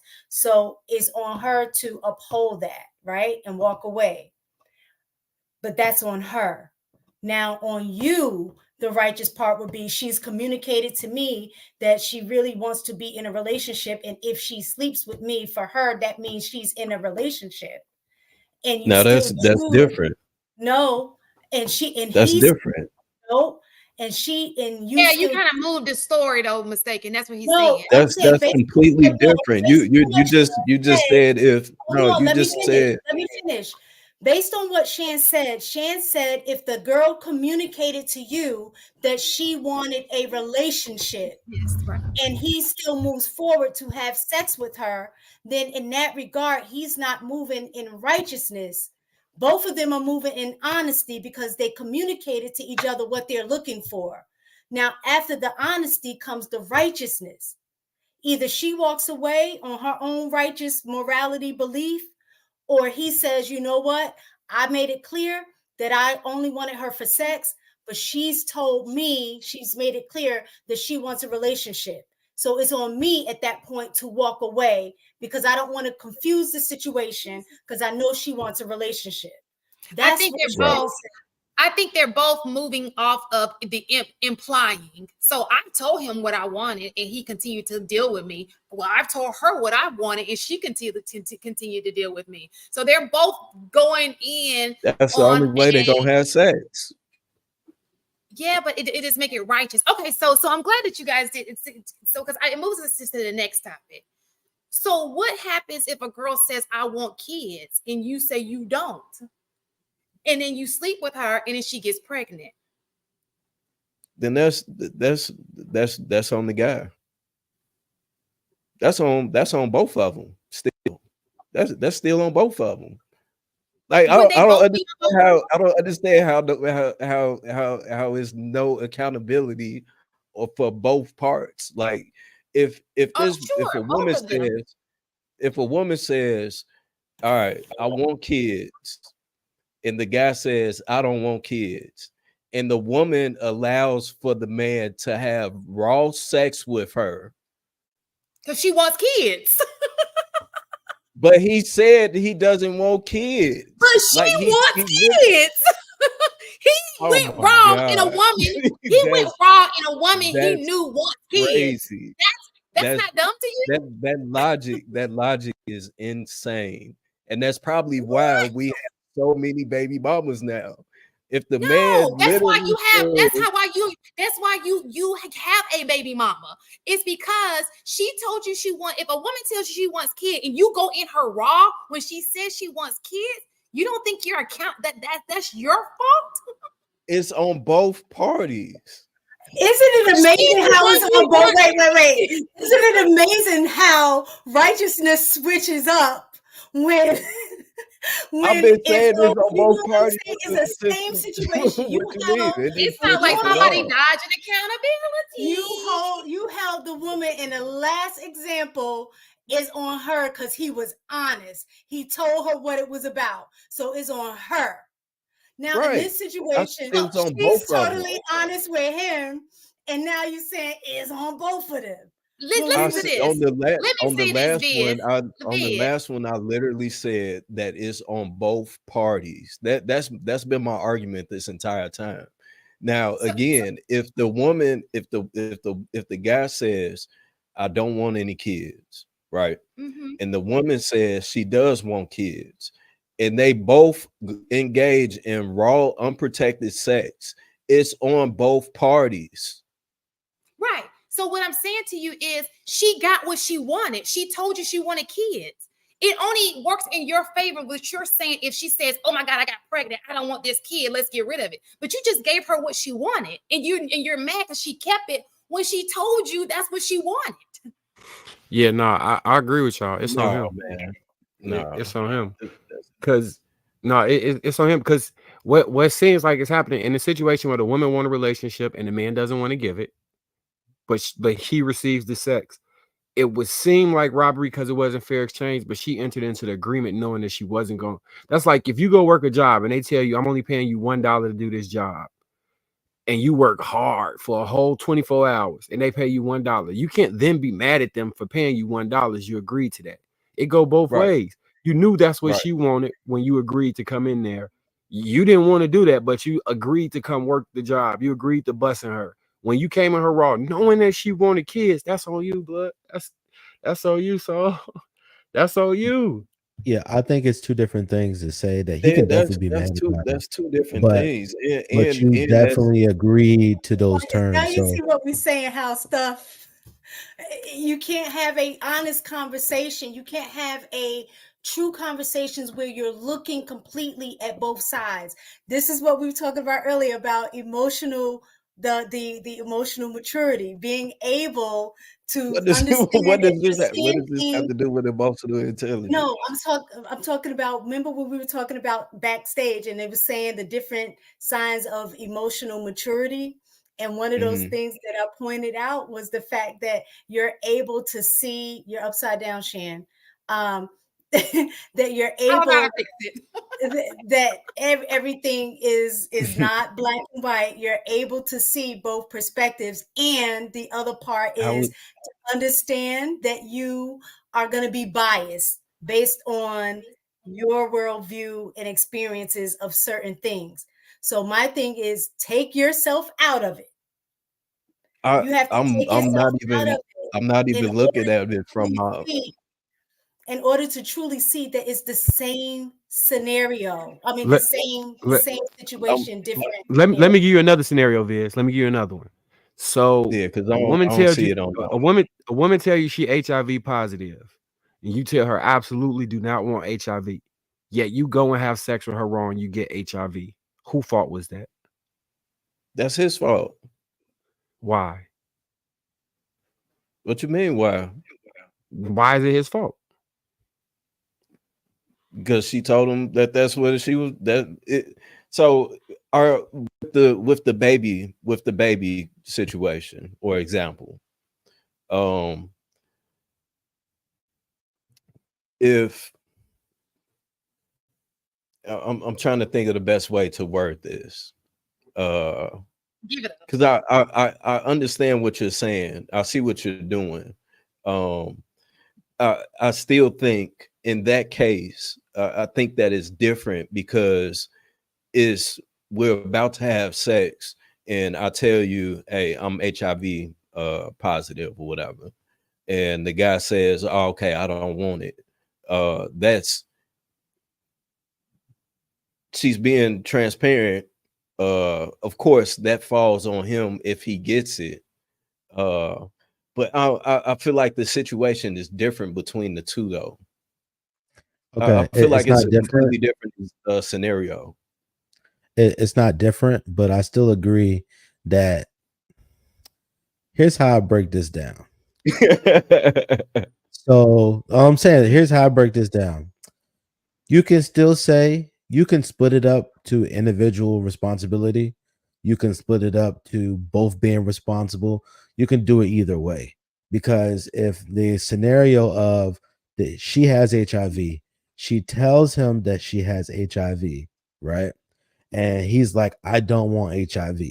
If he decides to sleep with that woman, right, he has signed up to getting HIV, but she has also signed up to giving him HIV.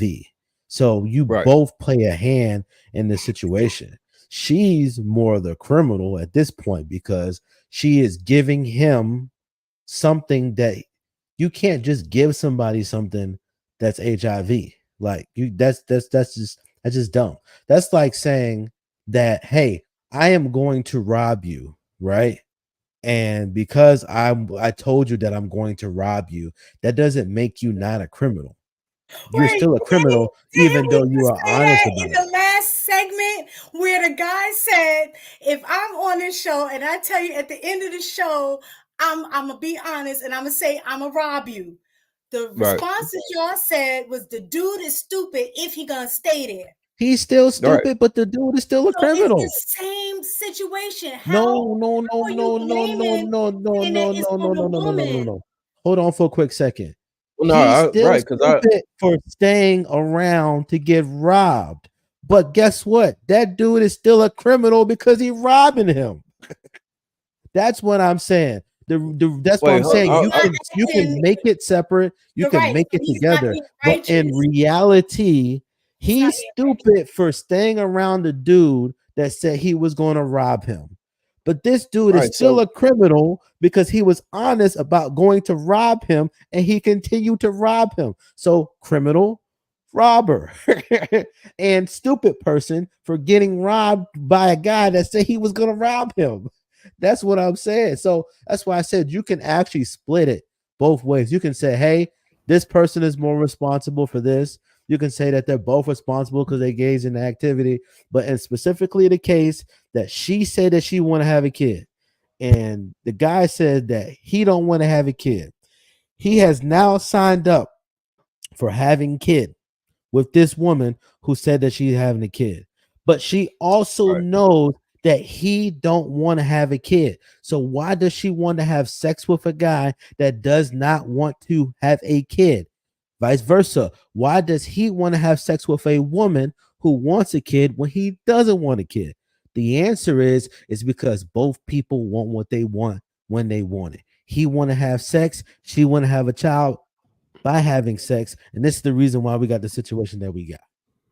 No, I think it's trying to. I think maybe avoid in my head when I'm hearing these things is I'm comparing the extremes of it. If a female says again that she want to have a kid, the guy doesn't, she get pregnant.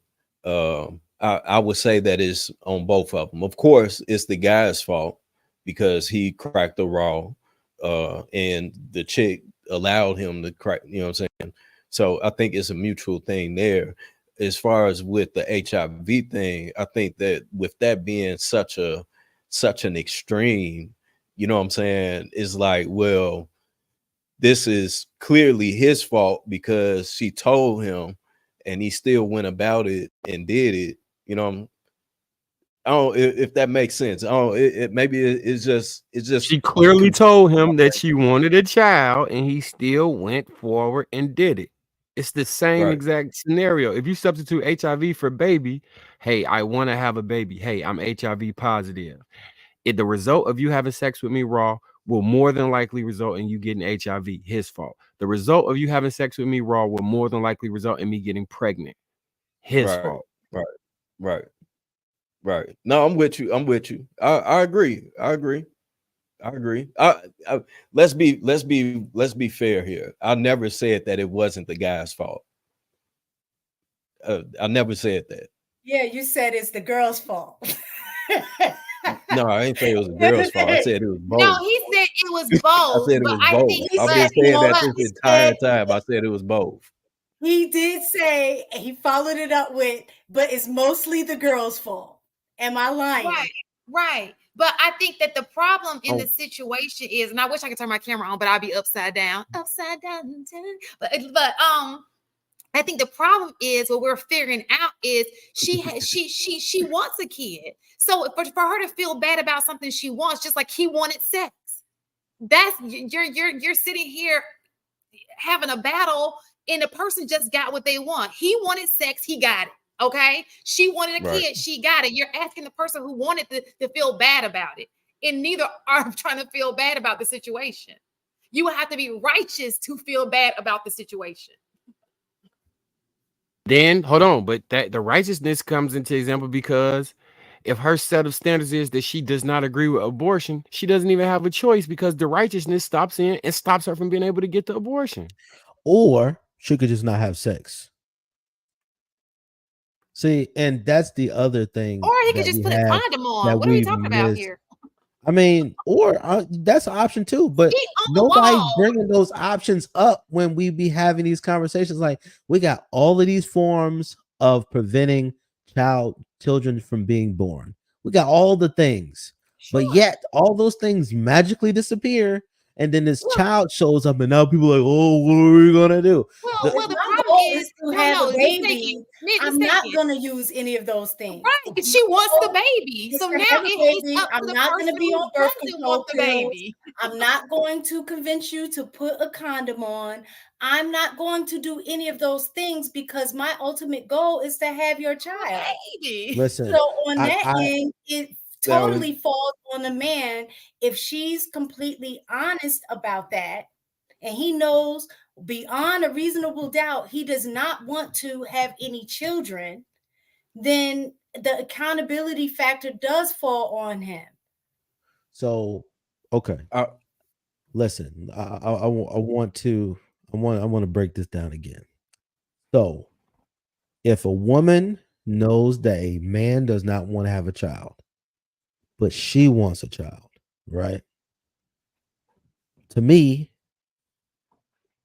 if she has this information that says that he does not want to have a child, right?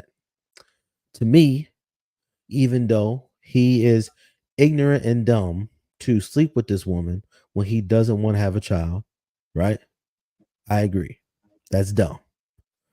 But also, it is somewhat criminal that she is willing to sit here and have a child with a guy who clearly says he does not want to have a child. When you talk about morality and righteousness, right? There's a scripture that comes to mind, right? It says, when somebody asks for a fish, are you going to give them a snake? Okay. In reality, what that saying is why are you trying to give something to somebody that they're not asking for? They're not asking. This person is asking for a child. This person is not. And you're willing to give something to this person knowing that that's not what they want, right? And you both engage in this thing, the consequences be as they may.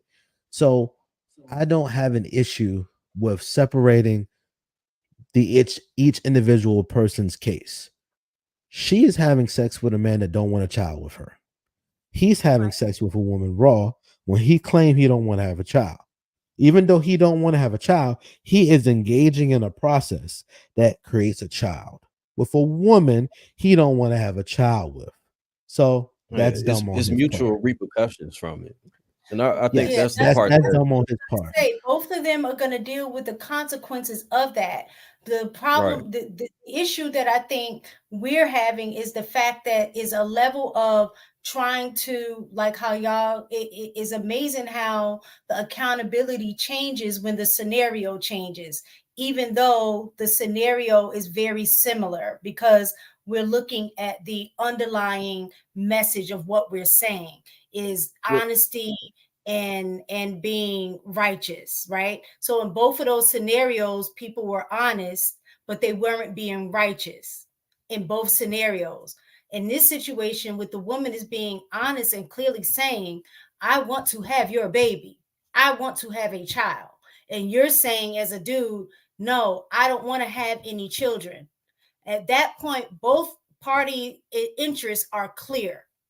So now you're asking people to act in a righteous state after we've gotten the honesty out the way. The bottom line, though, is that both of them are going to end up with consequences. So in that first scenario, she's going to end up with the consequence of just getting her back blown out and not getting the relationship that she wanted because she still made the decision to move forward. In this situation, he's going to end up in a situation where he's going to have a baby, because he still moved forward, even though he was given the information. Now, and he's going to have a bastard child.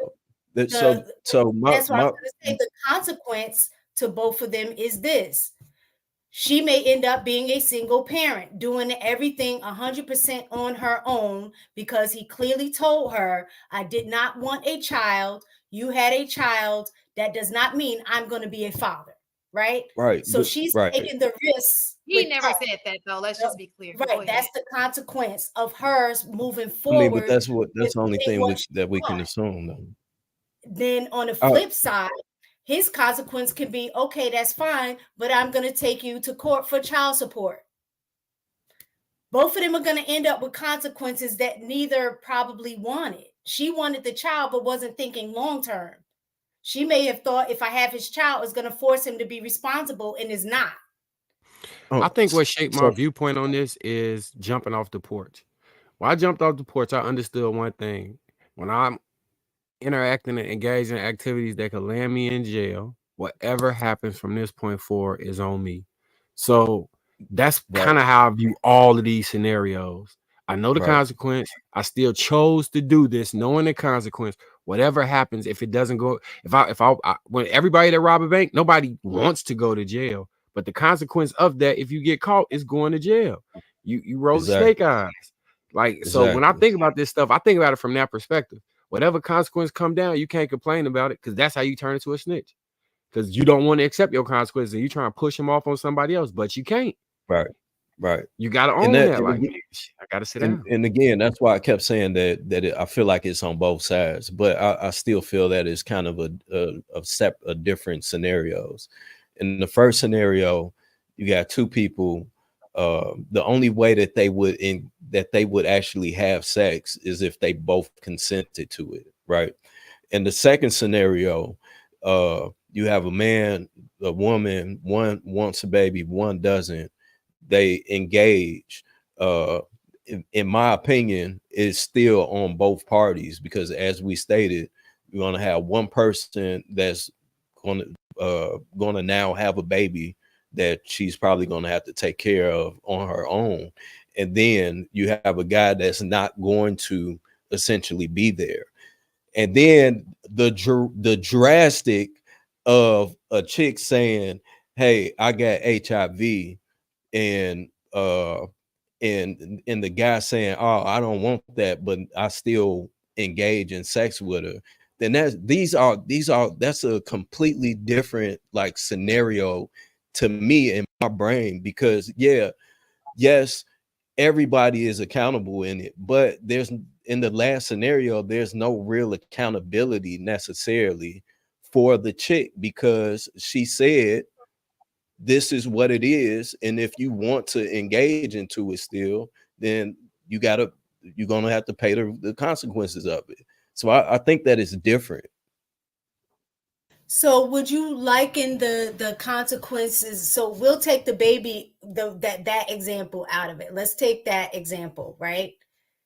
What is the true consequence in the first scenario, other than the consequence to the woman is the fact that she didn't get the relationship, right? So she ended up with the consequence of her engaging in sex, knowing that she wasn't getting what she wanted, right? So in that situation, the only consequence fell on her, right? The dude got what he wanted, which he made it clear. Only thing I want from you is sex. The consequence falls on both of them, because what's the consequence for him? So the consequence for him, in any man that has engaged into this, if you go in and have sex with a chick that wants to be in a relationship with you, and you fuck her anyway, then 9 out of 10, you're going to now have to deal with a very angry and spiteful woman, and whatever consequences come with that, you just going to have to deal with it. She might, just let you right now. You're being very hypothetical now. That's not being hypothetical. That's being real. But there are some chicks who want the relationship, got dick down, didn't get the relationship, and was like, damn. And they had to deal with the consequences because it didn't work out the way that they wanted, and they move on. So that's hypothetical. In this situation, if we look strictly at the facts as they are, The girl communicated she wanted the relationship. The guy communicated he just wanted sex. He gave her the choice because he was honest. I only want sex and that's it. She still takes a chance and have sex with him. The consequence falls on because he was clear about, I don't want the relationship, and he acted on that. I still don't want the relationship. So she suffers the consequence of that. Now, when we move into the age, stay on that example. No, stay on that example because you got to add one context. If she was extremely mad about it and saying mad about the consequence of her not getting a relationship, you know what the result would be? Her saying, you know what, you took this from me. You took this sex from me. Now this becomes great. If we want to play the shrug off a consequences thing, so it's dangerous to play with it like that. That's what I'm saying. It could be, but what I'm saying is just stay in the facts as they listen. I'm just saying stay in the facts as they are, because right now we're moving into hypotheticals. Just stay in the facts as they are. He said, I just want to smash. She said, I want a relationship. He smashed. She didn't get the relationship. That was the consequence. In this situation, she said, I have HIV. He said, I don't want HIV. He smashes, no condom, gets HIV. That's his consequence. So in both scenarios, just looking at the facts as they are, not hypotheticals, only one party suffered the consequence. The female suffered the consequence in the first scenario because she didn't get the relationship. He suffered the consequence of catching HIV because he didn't wear a condom. Right. And he chose to smash raw. So it's the same situation, is what I'm saying. The underlying issue is exactly the same. The behaviors are different, the scenarios are a little different, but the theme of the situation is exactly the same. Right. And can I add on another part, something that Marcus stated earlier, because I know that Marcus stated, when you grow up, you grew up and it was praised that you got sex. It made you a man, right? Or something of that sort, right? It was like it was like when you finally did that, it was a badge of honor or whatever, because society placed that on you. Our culture does that. When it comes to her, our culture, whether we like it or not, has accepted the fact that single parenthood is normal, right? Even though this woman is not African-American, it's a culture nowadays that it's okay to be a single mom. So it's almost the same thing. Neither one of them is right. We can say that they're not right. Absolutely, they are not right. But culture says it's okay on both scenarios. Yeah, so I will concede that when we have these conversations, right, whether it's, hey, you got in a relationship with somebody that you shouldn't have got a relationship with, you got a kid from somebody that you shouldn't have a kid by, and all these things. I think that the best case scenario, the best case consequence is when people are operating on a above standard morality and righteousness. Because if you're talking to a person that claims that they don't want children and you want children, why try to get a child out of that person? Absolutely. I think that makes reasonable sense, right? Say, for instance, if this guy say he don't want a relationship, you say you do want a relationship, and you engage with this guy and you still don't get the relationship. Listen, you could have just went to go find somebody that wanted a relationship like you want a relationship. I think the high moral standard or above reproach kind of approach would be a lot better in these situations. But in reality, most people don't do that because we have the freedom to do what we want, right? And that the fact of the matter is, specifically to Fresh, or what's his name, Walter, right? He willingly had sex with this woman raw. She may or may not be pregnant by him. She may not. It may be a real baby. It might not be. It might be his. It might be somebody else's. He has put himself in a nasty situation. He's put his brand, his business, his partner, you know, he put other men like him on notice, other women like her. This whole situation affects everybody who's involved, plus other people that's not involved. All because he decided that he wanted to have sex with this woman raw. And now it's a situation that has spiraled out of his control. And the only thing we can do is wait for the results to come out to see if A, it is his child, B, if it's not his child, C, see if this whole thing blows up in a crazy way, or D, everybody go mind their business and let him deal with it. Look, Hov did that, so hopefully you don't have to go through that. Look, he an example for these men to understand what they shouldn't be doing.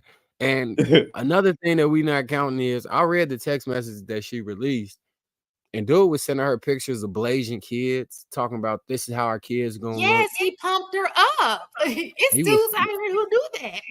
Oh, was yeah, feeding her that's on him. dreams. Yeah, he That's gotta own that. yeah, no, that's on. He had that's an on him. interview, and she stated he would talk about having a family. You know, he really really gave her that little, in a woman's head. She's like, oh, okay. But was he showing her what, as y'all say, show me, don't tell me, show me. Was he showing her that as well? He did. He showed his nut showed up in her vagina, and he showed her real breast. And she was hanging out. She was hanging out for it. She was hanging out with his mom. She was taking his mom. No, he was playing. He playing with fire then. Yeah, he do that with all the girls he be messing with. See, and this is the thing, like, and this is why I say it's a dumb situation on both sides. He do that with all the women. A lot of women that met his mama. He done went to Barbados with a white chick, that chick. Like, yo, listen. In all actuality, listen. Like, y'all grown. Y'all should have handled this somewhere else. Y'all shouldn't have brought this situation public. But because you want to make a spectacle out of this guy for some reason, right? I mean, hey, listen. Do what you want to do. But in reality, this shouldn't have been public. This should have been off to the side. This should have been handled in closed quarters. And y'all should have dealt with this without this being public. But because he supposedly got money, right? And that that there's going to be hopefully a payday at the end of the day, or you're going to at least make him look bad for the situation not going the way that you want it, right? So she has all the things to gain from this situation going south for him, right? And he has all the things to lose from dealing with this woman the way that he was dealing with him. And the reality is it's dumb. They both This was not a fresh move. This was so at the end of the day, moral of the story is choose better. On to the next topic. So my point is, wrap it up. If you're gonna move like that, just wrap it up. No, the moral of the story: don't be having sex with women you don't want to have sex with. You don't want to at her. That's number one. So listen, I think that everything that HG said is correct. I think that at the end of the day, you're expecting her to have a higher moral standard, and she's shown you probably plenty of times that she's not that chick. She don't even look like she's that chick. Okay, so it's not like she was hiding something, like she was the nun of, and it's like, oh, I can't believe she did that to me. She looks like she would do that to you. So you just went right into it. You got a chick who's on your panel. These women freely talk about sex. They freely talk about how they ain't shit. And you went and had sex with a woman who freely has shown that she ain't shit. Yeah, no, so dude is goofy. I don't know who y'all talking about, but dude is goofy though. Shan, turn on your camera, and I'm gonna see if this will help you fix it. Okay. All right. So you see at the bottom where it says settings? You see where it says settings? Click on it. And it says front camera, right? When it says camera? It just says camera. Okay. When you click the drop down, what does it say? What drop down? I don't have a drop down. So when you click are you doing this off your phone? No, this is a computer. So when you open up the settings that's on, I see camera, but there's no drop down to camera. Okay, do you see something that says mirror my camera? Mm-hmm. That's Is what it that gave me. checked? Yeah, I just checked it, and now it's unchecked. That's all he did. Just exit out and then jump back into the stream. Yeah. But will it close her off? Okay, let me Yeah. do that. Let me just try that. I'm gonna try that. I'm gonna try that, Marky Mark. Yeah, Is it worst gonna case scenario, kick there's all of us probably an off? arrow that's like a half right turn looking thing that can probably rotate her picture upside down. That's what I was trying to see if she had that on the settings to see if she had like the drop down. You know what you should have did? You should have called her. Oh, yeah. Hey, show me your screen, girl. There we go. There's a Okay. simple solution. Exit and come back. All right, let's move on to the That's what next male topic. leadership do. Solutions. Listen, my Okay, man so before- now we're gonna go into the actual conversation, but I'm glad you read those texts because I saw an interview just because she doesn't say it in this video, but I did see an interview and she was talking about how he was talking to her about family and just really feeding her with these. Come on, do the goofy. Let's move on. Okay, so the video is the actual conversation. Okay, once I find it. Once I find it, once I find it. I want the baby because I don't want to kill the baby. I don't want to kill nobody. I don't want to. You're not. They just give you a pill and it's over. No. I'm pregnant. No, but that's what I'm saying. The pill, they just give it to you from the doctor and then you're good. I am pregnant. I can't pretending like nothing happened. I can't. In my religion, we don't kill. You're not. Okay. I want to keep the baby. Okay. Well, like I said, I just don't want any kids. You know? Okay, so what you gonna do? And what you gonna do to me? Nothing. Well, why did I do anything to you? Nothing? Why did I do anything to you? No, I know. So like, how are you gonna deal with this? By saying I don't want a baby? That's all? I mean, I could go to the doctor, I guess. To the doctor. So you want an abortion? I mean, yeah. Why do you want a kid now? And why do you make me pregnant now? That's what I'm like. There's no way that's true. But then it's like, oh wow, like. So just think about it. It's meant to be. God Sorry? wants you to have the baby. Definitely not. It is. God wants you to have a baby. 7 years never happened, and then you're you're f***ing me for a month, and I'm pregnant. What does that mean? Well, Now I just think about it, if you force me to the baby, then you're a sin. Well, we already sinned by having sex, but it's too late now. You know. But honestly, Let me just say this though, before we get in on fresh, I think he handled that. He was very nice. He wasn't disrespectful. That nigga And I is a wanna lame. commend him for that. Dude was is not a mean full at all. blown lame. I seen one podcast with him on it, and he had said something to one of the girls, and it was like, yeah, dude is a super duper lame. Like he and just off of that conversation and just how she was talking to him, it really almost sounded like she's setting him up. You know what I'm saying? Like She's about to recording smash it. What else is she doing? Yeah, no, she definitely, you know what I'm saying? Like it got to be something more to it, but dude is a super duper lame. He probably can't get any girls outside of that scene, and he sees these easy girls come in, you know what I'm saying? And Hey, shit, they coming in, they going. I'm gonna slang some dick to him, and you know what I'm saying. And now he caught up. She definitely was setting him up. I think this was her plan from the very beginning. I think Definitely she had a trifling, antagonizing woman.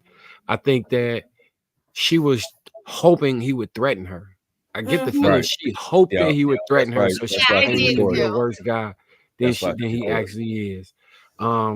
I think And you know what I peep too, Marcus?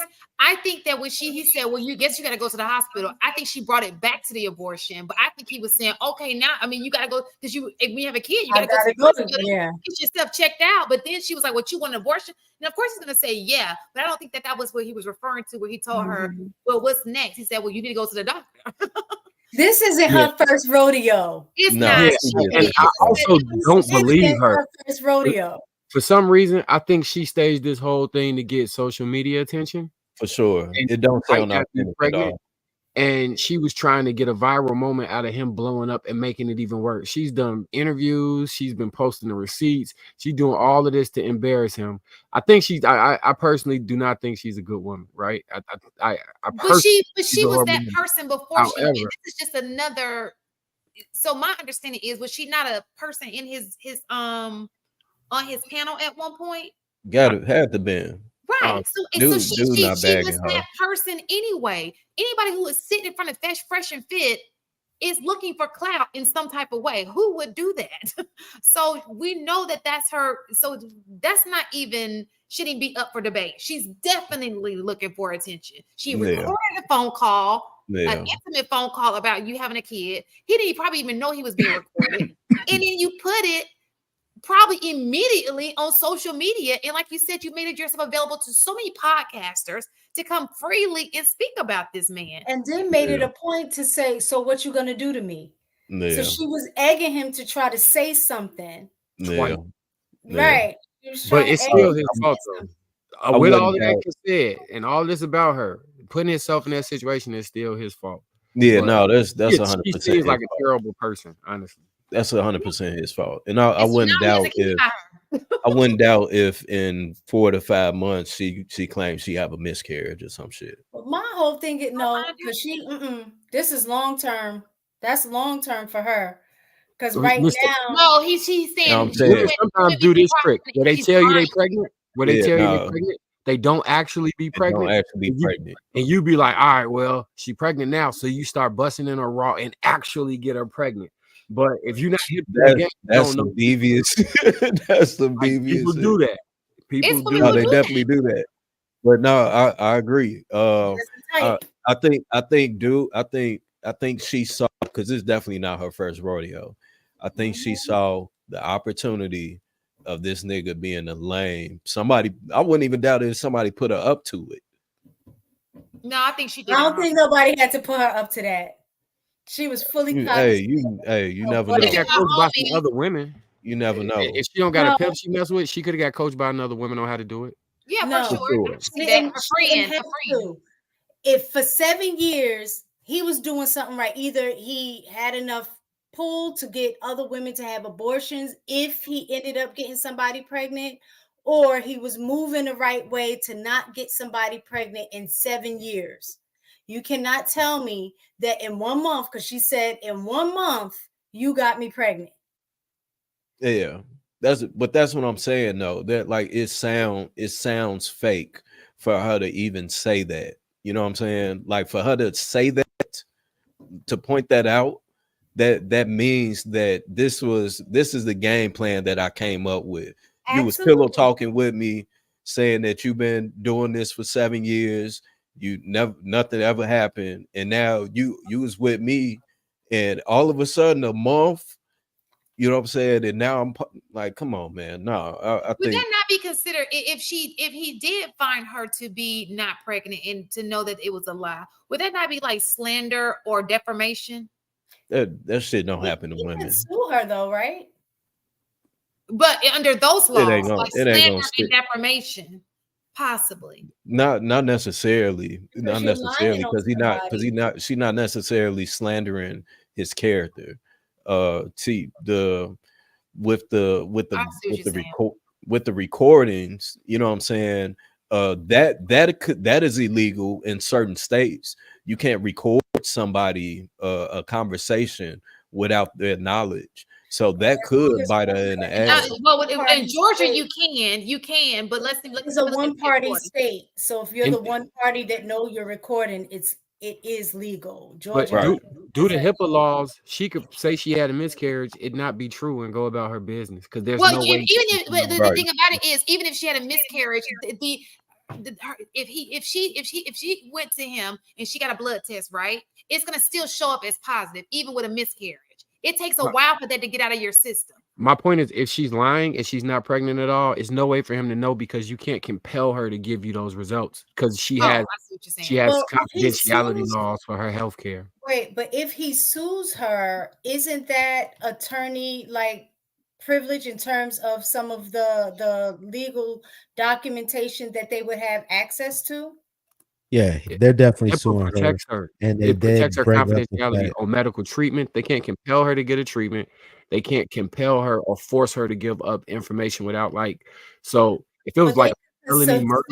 So this is check this out. Check this out though. He lives in Florida. If I'm not mistaken, he lives in Miami. Correct? They film in Miami. So what she has done is illegal. If he was indeed in Miami and she recorded, Florida is not like Georgia. Georgia is one party. Florida is two party. So she had to have had his permission to record him. Right. So that in itself is a lawsuit. The professor said she was not in Florida when she made the recording. She was in New York. And yeah, New York is like Georgia, is a one-party state. So she was in another state. So it goes by the state in which she was following. He was the one that was recording. Yeah. Yeah, dude, a goofy. She knew what she was doing. She knew what she was. Yeah, she looked all into this. Yeah, she got a one. But they definitely suing her for sure. They already had their attorney out here in the streets. And they have they stay loaded up, so whatever they can do, they gonna do it. But. Yeah. So the thing is you just gotta wait and see. What I don't like is that so many people don't like Fresh and Fit, right? But yet they spend so much time talking about them. I don't spend no energy talking about nobody I don't like. I don't watch nothing they say. I don't do nothing like that. You like Trump? So what? Do you like Trump? I like Trump. You like Biden? No. You never talked about Biden? No. So I don't. Like, what I'm saying is I don't spend time talking about Biden. Only thing I say about Biden, let him go home and rest. Let him die in peace. He had trouble getting up the steps, and you want him to be the president of the United States? Like, you mean the same way let him go sit home in peace, right? Okay. So this is the thing, though. When you don't, so we're talking about a certain topic, right? And this just so happened to happen to this guy. It's no different from we talk about. I mean, it's a lot of people you may dislike in something that happens, and you're like, oh, look what happened to this person. It's just what it is. It's a scenario that we're talking about. The scenario, not necessarily the man himself. Yeah, we're saying that we're not dogging him. We're just saying it was kind of a stupid. You know what I'm saying? If anybody was in this situation, this is the dumb. Like, you shouldn't move this way. Period. It just so happened he's the poster child to it today. Yeah. And so I think if anything is something to learn. First of all, I don't have anything against Fresh or Fit, and I thought it was the other one. I thought he was Fit, and the other one was Fresh. I was confused, but Fresh definitely is not Fit. How they came up with the names, but I think that it's something to be learned because now we have a real life situation, and if you're preaching to these guys to move a certain way, now there's a consequence that you have to face. And maybe, like somebody said, maybe it's something that people can learn from this. Like, you can't dibble and dab. No, if you haven't learned, I don't know how old he is, but if he hasn't learned that lesson by the time he made it to the age that he is, then dude is even more of a buffoon than what we assume. Well, this is My thing is the fact that from the little, because I don't really listen to them either. I've heard bits and pieces, I've seen clips and stuff. Right. Based on the content that I've seen that they create, I don't want to say he deserve it because that's not cool. I But would almost say you're he earned supposed to that. be the guru of Maybe mistreating women, right? Like like how what Hank No, that he nigga is always definitely no say, guru. like leave them at the restaurant or whatever. Like Well, him, Fresh and Fit are the gurus of preaching the mistreatment of women, have them doing whatever you want to do, and then you, out of all people, end up in that situation. Is hard to feel sorry for somebody. In that yeah, it's you hard. so. And then too, real fast. I promise, real fast. And another thing to think about. Go ahead, Marcus. I don't because I don't want you to miss your point because mine I can always bring mine back. Go ahead. All right. So what I was gonna say was mistaken. I get your point, but the people who actually live that Playboy life or whatever, who is having a whole lot of women, it's an energy that you vibrate at, and most does can that are from that cloth could be like they don't really operate in that same era. So it's a lot of stuff he's not gonna understand that you acquire amongst the time of messing with women. One of the right. things is if you get somebody pregnant that you don't want to have a baby with, the worst thing you can do is curse them out and try and tell them how you don't want the kid and all that. He'd be better off making her feel loved Yeah. and Make it easy. then telling her for them to stay together that they can't have a kid. Well, I don't think that he was mean to her. Look at it this way. Do y'all think that maybe, just maybe, maybe he was feeling her and she just got pregnant too early and it's like, that was a turn off. Like, what? Huh? I'm not ready for that, I He should think have been like, I got prenatal vitamins, and they gave her as a plan B. I think dude, I don't think plan B's work like that. just from what I have seen, the little bit of him speaking that I have seen, I think dude damn near really got no play. You know what I'm saying? Growing up, he was a lame. He got treated. Females was treating him whatever type of way. He got on this platform. It started blowing up. He started having all these chicks come on there. That look a certain type of way. They putting out, and they was low hanging fruit. You know what I'm saying? They was easy takedowns. So now, as he continued to see more of them, and then started to engage with them, he did the dummy and was cracking them raw and slipped up on this one. Especially if he taking them to meet his mama and shit like that. That's players don't do that. You know what I'm saying? If you're gonna meet my mama, then you official. I'm gonna keep you around. But if you just bring in any old body to see your mama, nigga, you a lame, bro.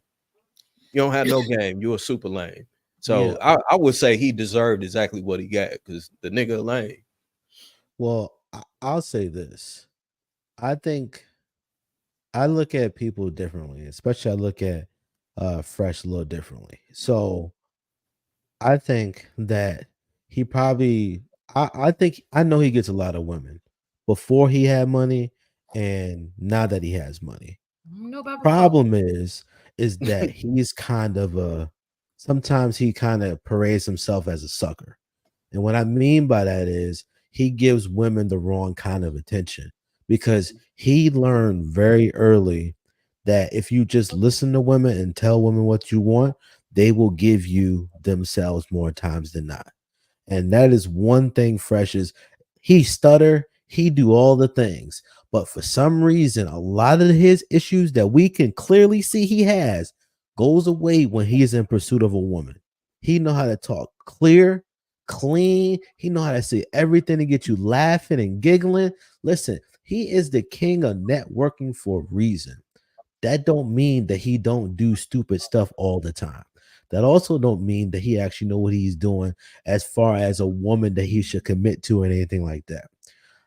I agree that he deserves the results of his actions. He went raw on this woman, and I always say this: if you willing to have sex with a person, a child could be for you. I don't care how you feel it. I don't care if you think she's on birth control, you use a condom. If you decide that you want to engage in sex with a person, then you must realize that a child is possibly on the table. Every time. That is a baseline, right? You Every might time. get lucky, you might can pull out, you might use a condom, you might use birth control. The reality is none of that is foolproof if you decide to have sex. That's the reality, right? And he deserves the repercussion of his actions. But I don't think he deserves to be in this situation because of how he carries himself on the show or nothing like that. I think that in all actuality, we give people too much credit. We give them too much praise. We watch them. We hang on every word that they say. Listen, he a human being. He got clothes. He got bills. He got all that stuff just like we got, right? And I think that the issue that I have just in general, most people, is that you put these people on these platforms or you put them on these pedestals and make them better than what they actually are, when in all actuality, he's just a person just like you. Listen, I ain't got no skin in the game when it comes to what happens to these dudes' lives, right? I can respect them for certain things, say that you dumb for other things, and also realize y'all life don't mean nothing to me. Like, I might like y'all in some level or some thought, but in reality, y'all don't care nothing about me. I don't care nothing about y'all. And I don't care so much about y'all that I'm willing to hang on everything that y'all talking about and be like, call a spade a spade. Bro, this was dumb. You got you and your boy looking dumb as hell in the entire internet, right? And you got other men that follow you. Now they look dumb for defending your dumb ass. No, they You know stupid what I'm if they saying? defend them. It's like, bro, like the reality is like, listen, nobody is absolved of having issues, right? But when you're in a public, you got money, you're messing with women, and you don't think you about to get snagged. Listen, it's gonna come for you, and when it come for you, it hit hard, and And the it's thing unfortunate. is, if you're having the conversation now, again, I'm assuming because, like I said, I don't watch them, but just based on like other situations of when you're looking at the constant that happens with like celebrities, with NBA players, with, you know, all of these, you know, people who are in the entertainment business, how they keep getting women pregnant with who they didn't want to have kids by, right? So you kind of see this thing that happens often enough. So for him, the reason is like it is what it is. Like there's not a level of, I guess, on my end, empathy, and maybe I should have. Maybe I haven't matured in that area in terms of No, you shouldn't. is the fact that if you're professing to be a teacher and trying to teach other men how to move and play women, and you get played, I like, you know, so and I'm assuming that probably some of his conversations, again, is an assumption, but based on content, I'm assuming that there's probably some content where he's calling other dudes probably lame and stupid. Yeah, because he's talking about the basketball player that got Brittany runner pregnant, okay, and he's talking about the Drea situation. Right, He's talking getting about somebody people else in the pregnant. same situation that he's in now. And now he finds himself in the same situation. And if he knew, kind of like what we were talking about earlier, if he knew that he did not want children, that was on him to make sure that didn't happen. Mm-hmm. But I agree with HD in saying that even condoms aren't 100%, but we definitely know no condoms. it increases the likelihood about 100%. You know what I'm saying? So at the very least, he even if he wasn't sure about love and all of that kind of stuff, we want to give him the benefit of the doubt because of his age, and he may have been lame and never experienced. How old is he? We could give him all of that grace, but the one thing that we cannot give him is the fact that he had access to condoms and he didn't use it. And this is to all the men out there. Because if they've been having sex for an entire month, so this is how the female cycle works, okay? Yeah, It's he probably was cracking a raw day one too. Right. So she has a full cycle in a month. So if he's having sex with her on a consistent basis for a month, in that time frame, he gonna hit that ovulation because she's gonna ovulate during that month. Second week, so yeah, second, third week.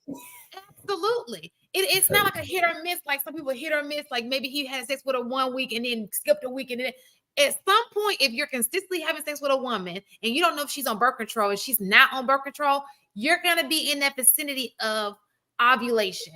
And ovulation, when you have sex, it doesn't even have to be on the day of ovulation. It can be a day before ovulation and the sperm just chilling around, like waiting for an egg. And then the eggs show up and if she planned, if she was planning, if she was intentional, she was probably tracking her ovulation. Made sure he smashed within that window. And you know, she hit her with the leg lock too. Sperm lasts about 3 days in a woman, so she making sure she got some fresh and fit sperm. Hey, you know, as soon as he was finna blast off, she hit him with the leg lock. Like, this is allegedly, we don't know this for a fact. That's why I said if she planned it. Well, you know, one of his mentors, one of the steps in a process for young men is to get a vasectomy. That's literally in the steps. Like, I think it's step number 2 from what's it, Rollo Tomasi? That's Rollo Tomasi. That's one of the steps, right? If you want to make some bread, you know, you don't want you making unnecessary kids, get a vasectomy. That's scary, man. It's scary that people like that have platforms. You know what I'm saying? Oh, what? Question. I got a question. What is getting a vasectomy, which is 100% safe, scary, but having an abortion isn't? They're both surgery. I think that, and me personally, I've always had pretty good penis management. You know what I'm saying? So as HD stated, and I've always had the same mentality. If I'm engaging with sex with you, then you know what I'm saying, I'll understand what it is that I'm doing, and I'm willing to, you know what I'm saying, go about it if that does happen, type of deal. So I think that's what I think that's scary about it is that unless you just simply know that you have poor management of yourself, then yeah, that makes sense. But to tell young men that, I think that's dangerous. Personally. Do you think if they come out with a birth control pill for men, because I think that they're working on that, do you think men would take it? Or they would still I think so. It's on a woman to No, take. They'll mix it right in the honey pack. It'll be honey pack / birth control. They'll be guzzling that shit. Hey, but the scary part about that if one thing is brothers that are gonna do, if it's simple not to have kids, they're gonna take it. Sex. A lot of those guys are gonna what? They're gonna engage in more raw sex, unprotected sex. Yeah, so the venereal diseases will probably go up, you're saying? Absolutely. It'll triple. Yeah, because brothers ain't got no problem taking no pills. You're like, what? She ain't gonna get pregnant if I take the pill? Chew. Blue, chew. Yeah. All aboard the night train. Wow. So you get but the that's pill. so funny. I don't believe that. I believe that I just don't believe that the same people who had a problem with taking a COVID shot would sit there and take a pill daily. Absolutely. Don't underestimate the horniness of men. Yeah. Yo. Okay. Absolutely. Listen, Shan, you don't understand the feeling of what it feels like when you put the tip in. You don't understand that feeling. I would It's never a know what that very feels real like. feeling. Well, that feeling got a baby on the way. Have a baby on the This is way. facts. Do you know how that feels to have a baby on the way? Would you say Not yet. most men have D-discipline or most men don't have D-discipline? I got I condom would- discipline. I would say that most men don't have dick discipline. I would say that most men don't have access to sex. So it's the illusion of dick discipline. I was religious with them condoms. I told y'all my process with pinching the tip, rolling it down, removal, clean afterwards, take the condom with me, dispose of at my house or in the bathroom outside of the place. I was on 10, so I ain't got no kids. Yeah, I wasn't in it like that. Where I'm taking it with me. Yeah, no, So yeah, I So only would- had sex would- with women I was in a relationship with.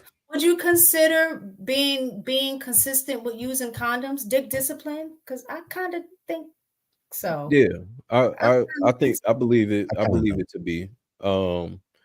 But at the same time, again, like we stated before, you know what I'm saying? Sometimes the rubbers don't work. Sometimes the motherfuckers bust. You know what I'm saying? I done had that happen a few times. How did the condom bust? When people say I never ever had a condom bust on me, so I'm trying to understand how did the condom crazy, bust? bro. Said, hey, I don't want to get too deep into it, but you know, you engaged in the That was the problem. That's how it busted.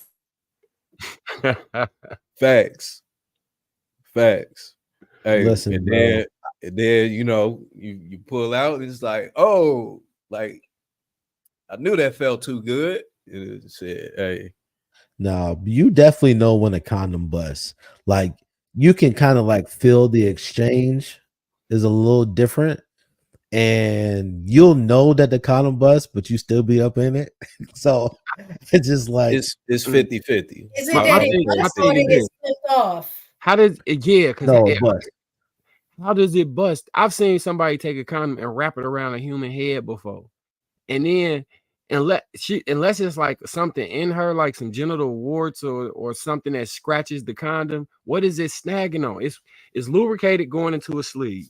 You in Or the they sleeve. could have put it on. I've seen too where they say that sometimes, like if guys Don't or pinch females, might they not put have it pinched it. on. They have if they have nails, sometimes it can. Now, okay, I can see that if you scratch because it's got to get caught on something to rip the rubber. Oh, maybe it's too big. They be trying to use the magnets and they should be using Trojan and it just slipped off and they say it busted when actually it just didn't fit in the first place. Oh no, I don't know about all that. Slip off. That ain't got nothing with it actually breaking through. Sometimes you can just go a little too rough. If you have too much air in it. So that could be another thing is if you put it on wrong. I mean, some people do. If you put it on wrong, then and it has a lot of air in it, it can create an issue as well. So somebody did say the condoms are too small for sure. Like them Durexes, you know, those now everybody a Magnum. Hey, I can't even go into that. Everybody's not a Magnum, but Durex is definitely a worth a brand of condom. I'm gonna sit back on this one. Everybody put your hands up to the put your hands up to the mirror. I mean to the camera. I'll tell you if you a Magnum or not. Hey, size 12 too over here. That's wild. That's wild. That's wild. But y'all see Marcus though, right? Now all of a sudden Marcus trying to grab cans. Yeah, that's wild. But the Durex is definitely a weaker condom than freaking Trojan. That's a fact, Jack. I've had regular Trojans. That's the other thing somebody pointed out too. Condoms have an expiration date. A lot of times too, True. That can also happen is that if you're using condoms past the expiration date, that it is not as full, things. Sometimes they can dry out, not have enough lubricant in it, which will make the rubber break down some as well. So it could bust because of that as well. I want to Do say, y'all use y'all teeth to open the condom? Did you open the condom by using your teeth? No, hell like no. Tear off? I will say that that it would typically be like the thins or the bare skin ones. Those are sometimes a pop too. So I ain't never used that. Yeah, I stay with Y'all the ever same use kind. the sheepskin ones? No, I never used I never sheep joint. Now I know they said back in the day that those weren't good, like when AIDS was a big thing, because so they switched over. But I heard that those are good for women who may be allergic to latex. Hey, let's move on, man. I ain't trying to get in trouble on here. We could get flagged for this. No, he's saying he's not trying to get in trouble with his girl. Yeah, I ain't trying to get in trouble at home. Well, that was like, unless you guys have anything else you want to add to the conversation, that was all of the videos. It was all the conversation. We can read the super chats. Marcus, can you do that for us? You got to pull them up. I'm not logged into the All right. Stay woke. Single mother don't deserve a good man. That's not a super chat. But you know what? The thing about it is, and that's never mind. I mean, it's another conversation I'll talking about. Congo English with the 20 ball. Shout out to bro. Appreciate the dialogue. We appreciate you sliding, bro. Yes, sir. Advanced perception with the 5. If a woman is unobtainable to other men, it doesn't matter where her body count is. Everybody has a past, but are you unattainable while with me? Facts. If you're unobtainable, never mind. Go ahead. To everybody but you. So advanced perception with the $2. Bottom line, if you don't want kids, wrap it up. Thank you. Facts. Or don't have sex. 10 again. Both. I think he means both. It's both people's fault. Yeah. Thank you guys for the super chats. If you guys wanted to have any last thoughts or anything that you wanted to mention, I had wanted to point something out with Shan when we were having a conversation early, so I'm gonna just share it with y'all. So when we're talking about being righteous and being honest, right? So I was explaining to her in my situation, a lot of times women do, I know y'all think that women are so smart, and like how HD was saying, oh, they have PhDs and they this and they that. They said, but when it comes to emotions is very different. You can be logical about your PhD and certain things. And what I was going to say is that I was telling Shan that I'm grateful that my husband had, before we was married, that he had a level of righteousness, because I had shared with her, he probably could have had me on the street. You know what I'm saying? Because of how much I cared about him, that I was willing to do anything for him. And I am thankful that he had some level of discipline, some level of righteousness, where he didn't take advantage the way that he could have.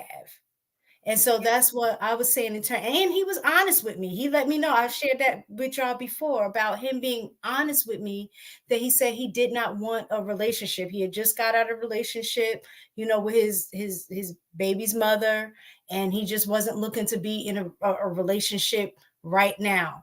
So that gave me the opportunity to walk away, which I didn't. I was feeling him. I liked the conversation. I'm like, in the back of my mind, maybe this can go somewhere the more time we have getting to know each other. That was totally on me, but once feelings got involved, I felt like I couldn't, I could not deal with him, right? Until I finally decided not to, but it took me having to physically be away from him in order to do that. You know what I mean? But I can appreciate that he had some level of integrity, some level of righteousness with him, because when I say he literally could probably have had me doing whatever he wanted, that was the space that I was in at that time. So I'm very thankful. And so that's why I say being righteous and being honest are two different things. From what it sounds like when you talk about him, I think that might have been the reason that you was like that. Exactly. Like that he was that righteous because you trusted him to that extent that you would have done anything he asked. I think, You don't think so? No, I think that you possibly were mistaken, but I think men know when you get a woman emotionally involved, you got her, right? I think that you guys have all been in a situation where you've had a woman wrapped around your finger, and maybe she wasn't that kind of woman, beforehand, but she fell in love with you, and you knew that you had the power over her because she was so in love with you, right? Yeah. I think that you guys all, and I think that that's what women, until they get to that point, women have to love enough crazy people to put that defense up to be able to say, okay, I won't let another man get me like that, but then they're considered damaged, right? But it's the emotional intelligence. But naturally, in its natural sense, I think that women were designed to love. We're emotional creatures. I think that that's for a reason, because we become mothers. We mother children. We're nurturers, right? And I think because of the way people move, including us, the way society has moved us, that has kind of been, we've been robbed of that, being able to be that, because now you're on defense mode. They have so much love that they could give, but it's either been taken and not reciprocated, or you gave it to the wrong person, or it didn't end the way you wanted it in. So now you've got a defense, you got a wall up. And so the next guy who could mean well can't get it, or it's a little harder to tap into that. So it becomes a very dangerous situation. Even when it's kids, you have a little daughter, Marcus has daughters, she gonna fall in love with somebody because she was designed to love somebody. But you got to teach them, like, look, these are the things you look for to stop your heart from going there. But then we got men over here who grown men tell them, well, this is how you get them to be in love with you. So all this manipulation going on. But Go ahead. It's manipulation on both sides, though. Boys are also taught to love the same way that little girls are. For sure. And I think that they changed their ways because of something that happened to them early on in the process, right? For sure. I mean, who we are as adults is only a reflection of what it is that we've experienced in life. Now, as far as with Miss Taken in her situation, and somebody said it in the comments too, he was able to feel how genuine and authentic it was that you felt about him. And just off of what I can have experienced just from this short time of me knowing you, you seem as if you're a very soft, feminine woman, compared to what else is out there. So, of course, a good stand-up man is going to treat a woman like that differently every single time, all day, every day. So, it was definitely one of those deals of where he acknowledged and was aware that he could do all of that, but there would be consequences of it. You know what I'm saying? Being that it'll either break you or it'll escalate everything into complete chaos, in which he probably just got out of the chaos. You know what I'm saying? So what Shan was talking about earlier about how women fall in love and how Miss Taken was describing he could have had you doing anything. That's the basis of my belief that all women can be positioned to be molded to the woman you need, but they have to get to that point. If you can't get her to feel that way about you, then no, you can't do anything about anything she do or say. But if you can get her to that point, you can get pretty much anything that you're trying to. That's why I also think it's important for women, and I don't know, like, I guess if I had to go back and do it over again, like, I had his daughter that he had before me, but she's my daughter. She lived with us. I helped raise her. Is that if I had to do it over again, knowing what I know now, which is hindsight, I think as women, we don't, and men, if you're an involved dad, teach our young girls how to develop an understanding of who they are, right? And I think that part is very important, because when I look back on how I was able to be that person, like he could have taken total advantage, is because I didn't have an understanding of who I was. So I didn't have, like true standards. You know what I'm saying? I didn't have a knowledge of self. So when you don't know who you are, you open the door for other people to define who they want you to be, right? And I think that was part of it, because I lacked knowledge of self at that age. He showed me something different that was new to me, based on prior, high school experience, boyfriends, you like really in love, like that kind of stuff. So I would say He's older than you as well, right? Yeah, he was older than me as well. So, and the boyfriend that I had in high school, like they were good dudes too. So I attracted nice, like I guess I can see something inside a dude that, was attracting a nice spirit.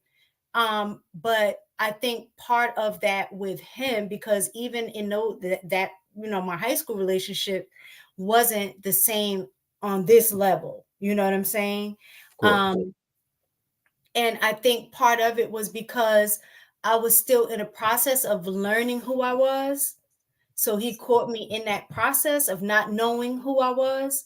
And so it was easier for him to, I'll have to ask him later, do he feel like he was manipulating me or playing it? Like, I can't say. Everything is manipulation. Right. So I would say, so certain things that I was able to fall victim to because of my lack of experience, because my lack of knowledge of self.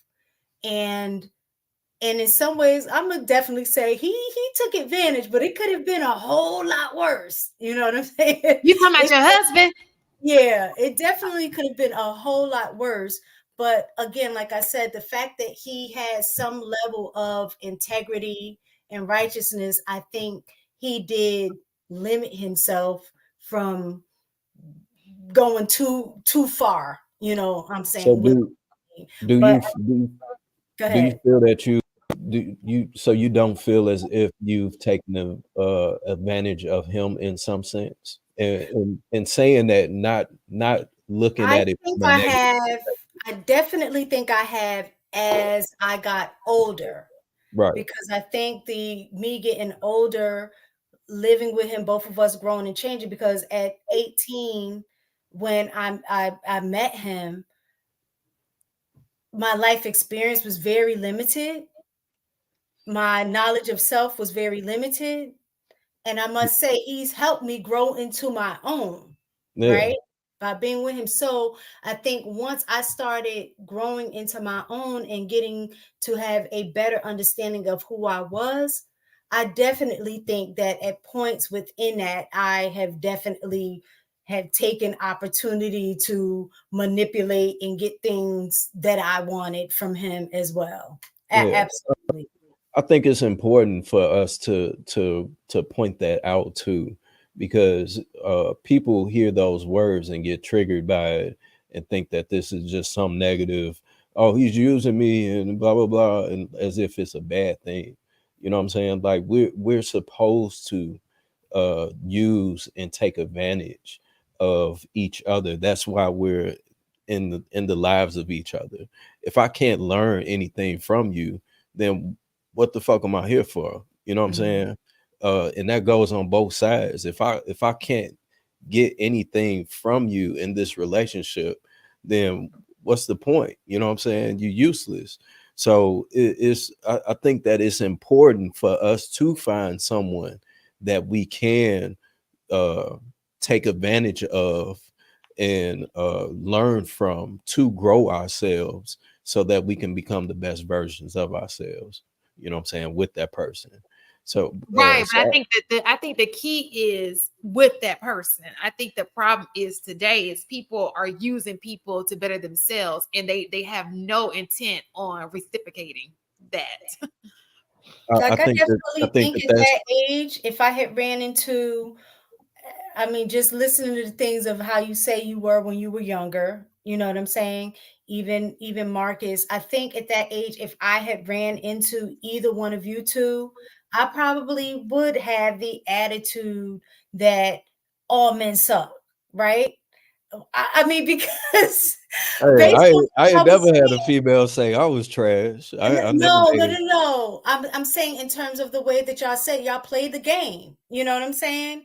So in me knowing that I probably wanted a relationship and you knew that you didn't want one, that you may have played over me to get what you have wanted while I got stuck thinking that it No, was going somewhere and you knew it wasn't. no, I've never ever been that type of guy. Like I think Okay. she I'm the meant type of Marcus.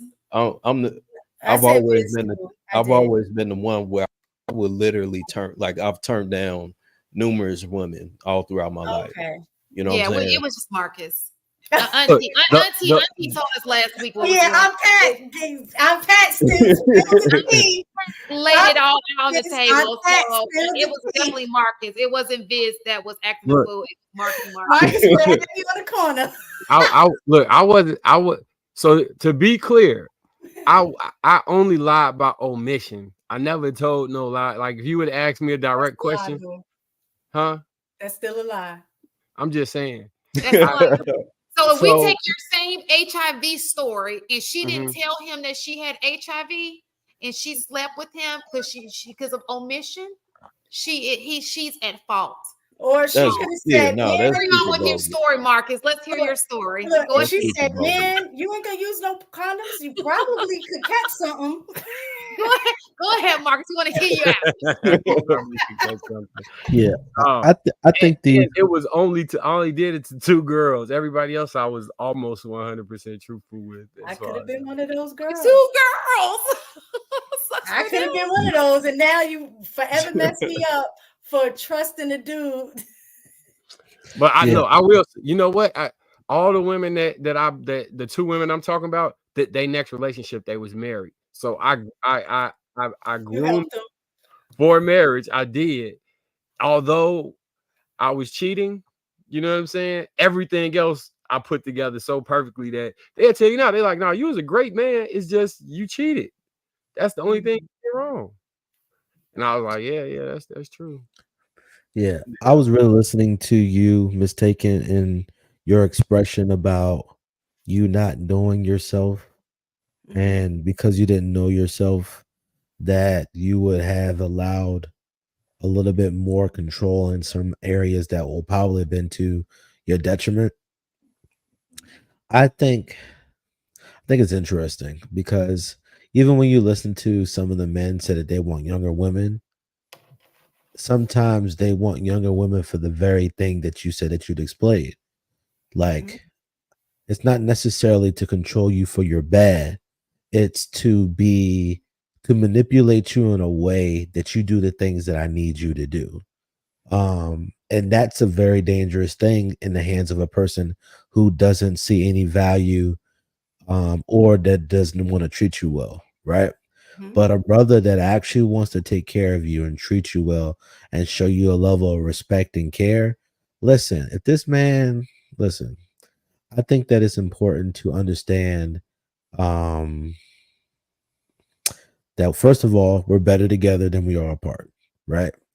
And that if you have a person that you're willing to be in a relationship with, I think there should be a level of benefit of the doubt that both sides should get. Of course, when you're young and you're learning each other, you're going to have selfish tactics to manipulate things for your benefit and not the benefit of the relationship, right? Like, i.e., sex compliance, or i.e., power dynamics in a relationship, that kind of stuff. But I think overall, it is a very interesting conversation that you was bringing up as far as what do you tell children or women that are coming up or men that are coming up, because I sometimes think identity is fluent in certain parts of your life, right? there needs to be a base foundation, but there's some things that should be changeable. Like it should be interchangeable. This part should be able to slide out. You should be able to put this in. But also, I think that the more knowledge that you get, the more likely you are to think that you know better than the other person. And I think sometimes when you're having conversations with women, whether you're older or whatever, when you have some of the conversations with women, if you want him to be responsible for you, but you don't want to listen to him, then to me, that's a recipe for disaster. Every time. But also, I don't think that you should be ignorant to see a clear problem and not bring that to his attention. Like, yo, you're literally about to go off the cliff, bro. Now, granted, what you do with this information is on you, right? But I see there's a cliff on the other side, and you're about to fall off that cliff. Please stop. Now, it's still up to him to make that decision to stop. But I was really enjoying trying to figure out some of the things that you were bringing up as far as what to tell the next generation that are 18, 19, 20, because I don't believe that necessarily finding yourself may not necessarily be 100% the answer, but also I do believe that there needs to be a foundation in place that even when somebody wants to quote unquote use you, right, that you're not being used ill-advisedly. Like somebody isn't using you to basically destroy you. You know what I'm saying? Because it's very easy for a man that you care about to use the good things about you to basically abuse you, basically. And And see, I and that's think the that other thing too with women, with girls, especially. I mean, y'all go through puberty and all of that, and that changes for y'all. Y'all puberty, I think, is more of the, well, not to say girls don't get horny when they go through puberty, but for y'all, I think it is probably at times 100. But I think for girls, our times 100 is our emotions as we're going through puberty. So we can fall in love at the drop of a hat during that stage, right? And that's why I think Guys too. it is Boys too. very, very dangerous when we are pushing for older men to date younger women in that regard. It's like, oh, just because she 18, she 18, she grown. No, she's not grown mentally, she's not grown in an emotional state, especially if you are like most girls who, like HD was saying, what do we tell the next generation? Most girls are not taught to really develop who they are. I don't know if boys are, but I think boys get more of a talk in regards to trying to develop themselves, know who they are, things like that, than girls do. So I think boys go in a more in a situation with having a little more knowledge of self than females do. And again, I know I'm seeing from the perspective of a woman, what it appears to be from the outside looking in as a woman. And so when we get into this talk about that, that's why older guys need to get with younger girls so they can mold them and create them and make them into the type of woman they want them to be, which I think is not a good thing. Like even if the dude is a good dude, I think sometimes you may stem like the growth of the potential of the woman of who she's supposed to become. Now, I am very thankful again that my husband wasn't totally in the mindset of manipulation to the point that you're gonna be that woman that I want, you're gonna do everything, you like that kind of. He was open to letting me develop into the woman I became. Like, I have him to thank because he definitely had influence on me with things. And definitely I would say a positive influence. And I would say in most areas, there's some areas where the influence got pushed back because the little bit that I did know myself was just based on the foundation and a grounding that I had from my parental upbringing, right? So it was just certain things that he couldn't, I guess, in that mindset break, because that was a part of who I was, but not just necessarily recognizing that. But I think a lot of times in these spaces, a lot of times men are saying date older women so you can make them do this and that. And when they're saying that, like, a lot of times these are girls' experiences. I remember being in high school, being 16, 17, and I graduated when I was 17. Like in that age, actually, I say even from my freshman year, from being 14 on up to 17, where there were men who were in their 20s hanging out at the high school during lunchtime, because we had open campus, so we were able to leave campus and go to lunch. They would be there after school, the same, just trying to pull high school girls. And you can't tell me that that's because they were trying to get married. They weren't. Now those men for sure are predators, right? Let's just call it what it is. If you're in your 20s and you're at a hanging out at a high school, you're a predator, period. Now, me personally, I don't think that there's anything necessarily wrong with an older gentleman going after a 22, 23-year-old. And I'm sure most men would agree with this, but when you do, or if you do find a woman that young, then it's easier in most cases to go through the relationship, just how they in most cases with older women, through the experiences that they have had, they'll put up whatever type of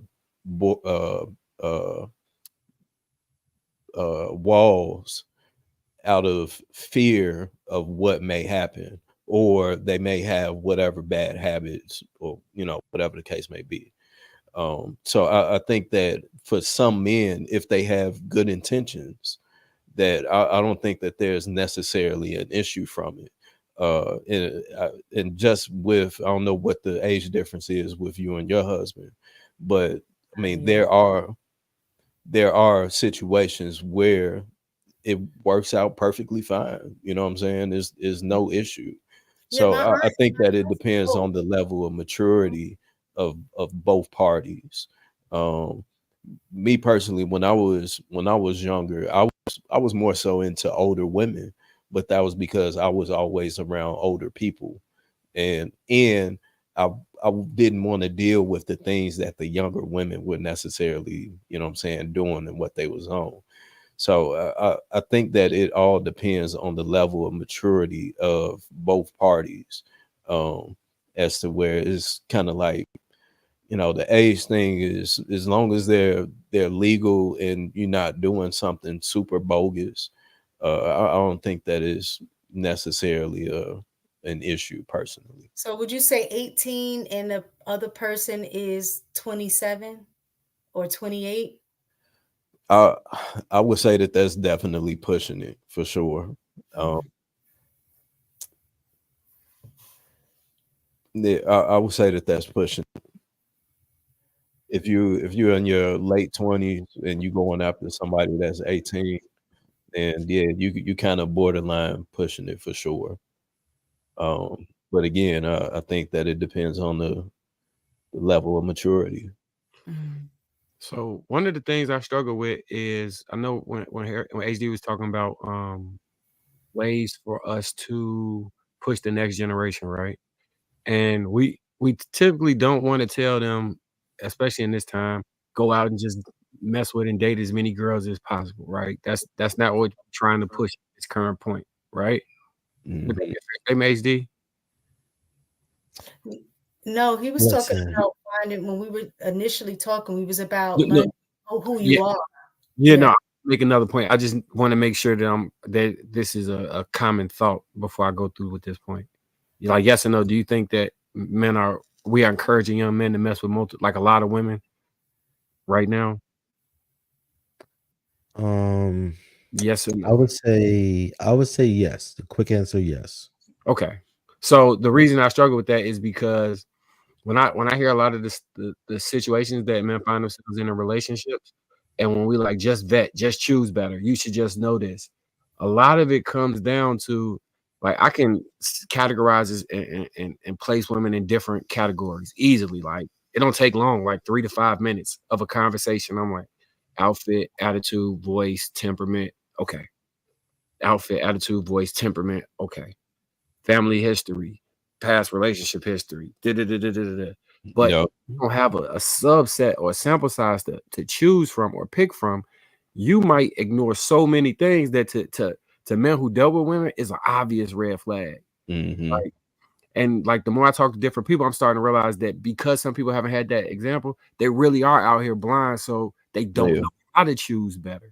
So how do you teach that to women? Because for women, we have an added layer. We're told after the fact to vet better, to choose better, but we're in the same situation as you all, because we're also taught not to be out there dating a bunch of people. So if that's the way that we're going to gain our experience, by dating different guys, meeting different guys to kind of be able to vet and categorize, if that's the way that y'all get y'all experience to know how to categorize women and say, nope, she ain't somebody that I need to be deeming as wifey material. Nope, she, smash material. As a woman, how do you develop that aptitude to learn how to determine and vet a man if you're not supposed to have dating experience? You can't have a lot of dating experience. The way you fix that. I would say, and I always say this, you learn life from the living. So if you need to be around people that have that experience, or even just be aware of what's going on in your surroundings. I think that's a easy way of how to figure that out. But you say that's easy, but I'm thinking about the typical African-American household, right? If you're raised by a single mom, right? So you don't have the living example in your household, right? So you have to look for that example outside your household. Right. So if she can't be my example, I don't have my dad in the picture to help guide me in that regard when it comes to other men. My mom doesn't go to church. You know what I'm saying? So I'm not put in a situation where I'm around enough credible people that I can observe this. The only observation I have is in my immediate area, which are not good examples. I mean, well, you got to do your due diligence to get around that.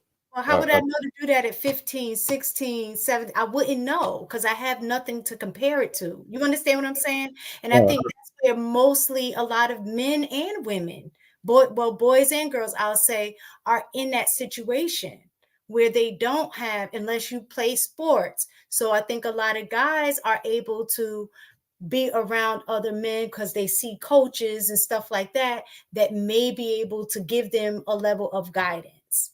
So whereas girls may not, they hit or miss in terms of them joining sports to get that guidance. I don't think that women necessarily is going to be completely oblivious to whatever type of exposure. even if you're around nothing but negative, even if you're around nothing but negative influences, if you have the desire to not, if you come to the conclusion that this is not what you want, you know what I'm saying, then there's still a opportunity for you to not get that. You know what I'm saying? To do, again, your due diligence of finding a way to not have that experience for yourself. I disagree, because I agree mistaken, because there's no way for her to know if you don't got no example to even know what you're looking at is wrong. I think that's probably following the older people. Like, married women need to mentor. Like, For sure. Absolutely. Need to mentor. Absolutely. But you also, as a student, you also have to seek it, though. You have to, one has to seek knowledge. You know what I'm saying? You know what to see? You don't know what you don't know until you run into a situation that lets you know that you don't know. I'm not sure. Being in a household. So what I'm saying is, if it's normal being in a household that there's a single mom that takes care of everything, right? And that dad may pop in and out, or you may have different boyfriends that pop in and out, or, you know, being in a household where verbal abuse is normalized. Like, a lot of these things become normalized. So you don't know that is any different until you see different. Case in point, I've had this conversation with people and told them how we don't argue, and they tried to tell me something was wrong with us. Because people normalize things and they don't realize how detrimental some of this stuff is. Some people think it's normal. Like, a sign of showing love is putting your hands on the other person. There are people who believe that. True. No, I agree. I agree. Now, I'm not saying that what you guys are saying is not true. All that I'm saying is that especially in this current day and age, you will always be exposed to something. You know what I'm saying? If you've been exposed to nothing but negativity, toxic love, so on and so forth, you still at some point have been exposed to the opposite of that. Now, if you make the choice to acknowledge it, that's something completely different. But we all, once you get to a certain age, you understand the, you know what I'm saying, the balance of, okay, this is what I'm seeing, but it looks really nice. You know what I'm saying? Their relationship is really cool. They don't do what my mama and her boyfriend do, or, you know what I'm saying, all the other stuff that I've been exposed to. This is intriguing. Let me go and search and seek more of this to be around it, because I like the way that this feels, you know. So that's the, I get what y'all saying, but I feel that, again, with us being in this age, and literally in the age of information, you know what I'm saying, at this point, at a certain age limit, there's almost no excuses to it. I think that it's a choice at some point. That's why I think the algorithm needs to be hacked, because we can program people to be any and everything at this point. The technology exists, the way the algorithm works, the way you can plant seeds in people's ideologies and mindset.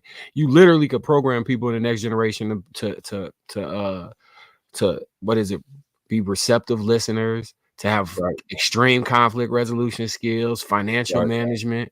You can remove material. You literally can fix all of those things. They have to want that. But the way that the stuff is set up now, sensationalism runs things, and they'll more than likely be fed Blueface and Krishan than Tabitha Brown and her husband.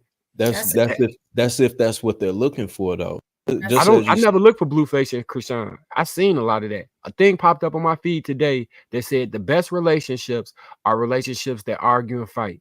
Because what did they say? It's not, if you don't fight, it means that you guys are holding stuff in, not saying it, and that the moment you have a big argument, y'all gonna break up. But the people who fight and argue have strong relationships because they got over the issue and learn how to work together after that. That's a complete line of bullshit to me. Yeah, you know what I'm saying? I think it was the people who like to fight trying to engage with people who don't want to fight and bring us into that conversation. I agree. But I'm curious as to on what platform you saw that on. It was on Instagram. It was on Instagram. And I try specifically to subscribe to like like the big booty girls and all that stuff, when they pop up, I don't never hit the like. I look at it, but I don't never hit the like, right? Right. Like I'm gonna scroll through. When it be relationship stuff, I hit a like. When it be positive stuff, I hit a like. When it like I try to specifically hack the algorithm intentionally to get a desired motivation result. Yeah. But that stuff still somehow, because it's popular, filters into the feed that I'm getting. Because it's popular though too, they also count based on how many seconds or how long you look at something. Right. So even if you don't press a like, you like, I don't press a like, but you looking at that ass. I can't control my eyes. How Jesus. long? Or how long? Hey, Oh, he stayed on this 20 seconds. You know what Right. I'm saying? So Right. it still kind of reads what you're looking at. For As sure. so check this out. Do you know that the best way to hack the algorithm is to not be on the platforms? Because guess what? You have more control outside of the internet than you do inside of the internet. And unfortunately, in the scenarios that you and Marcus gave, mistaken, the thing is you're trying to fix a problem that was already broken from the start. So you're starting at the point with like a 1970s car with the bodies all built up, beat up, and it's got rusted and stuff like that.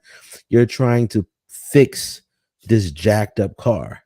If you have a situation where you have kids and sons and daughters that are in situations that don't have any examples, they're in messed up situations, you need somebody to be able to see this car and put the work in on this car. There's nothing you can do about these situations unless somebody that knows how to fix these situations comes in and fix it. The best thing that we can do for the kids of the future is to create the environments that is beneficial for these kids to be able to learn and to adapt and to grow, and then make smart decisions in our like bubble, basically. Like, don't have them just flying off at the handle, doing whatever and doing this, that, and the third. Listen, you give them some guidelines, you give them some bumpers, and you watch them up close as they continue to learn and experience and do the things. Because in all actuality, listen, if a person is in a child is in a household with no father, that's a big problem. If he's in a place, if this child is in a home with just a mother, and this mother isn't teaching her daughter anything, that's another problem. If she's at a school and she's going around and she's doing all of these things with all of these guys, like, there's no quick fixes to these situations. I think the only thing that we can do is to actually, like, the people that actually can try to help these children in the future, we need to put ourselves in places where these kids is at. So whether it's at the schools, whether it's at the churches, whether it's at, the cheerleading, we have to have the people that actually care about the community insert ourselves where the kids are at, so that we can be in the vicinity so that these kids can get the stuff that they need. Because if they're in a place where none of that's available, you're right, they're doomed until they learn from their own experiences, which is going to damage other people in the process. But if we remove ourselves, then that continues to happen. But if we insert ourselves into the situation, then we can start changing the game for these kids. Because I done met a number of kids where they ain't got nobody to turn to. They literally don't want to talk to their father. They just literally, they don't want to talk to him at all. And I'm asking them questions like, why would you want to do this? And as you continue to spend time, they latch on to you because you are the one good thing. You're one of the good things that they see, that it cares about them in some regard, right? And you don't always say things that they like, but it's important for us. If we think that we have anything to offer, we need to find ways to insert ourselves in the community and the spaces where their kids are in order for us to help. So I have I a agree. question to the guys. Oh, go ahead. I'm sorry, Viz. Go ahead. Go ahead with your question. My question is, Marcus, I know you're a dad of girls.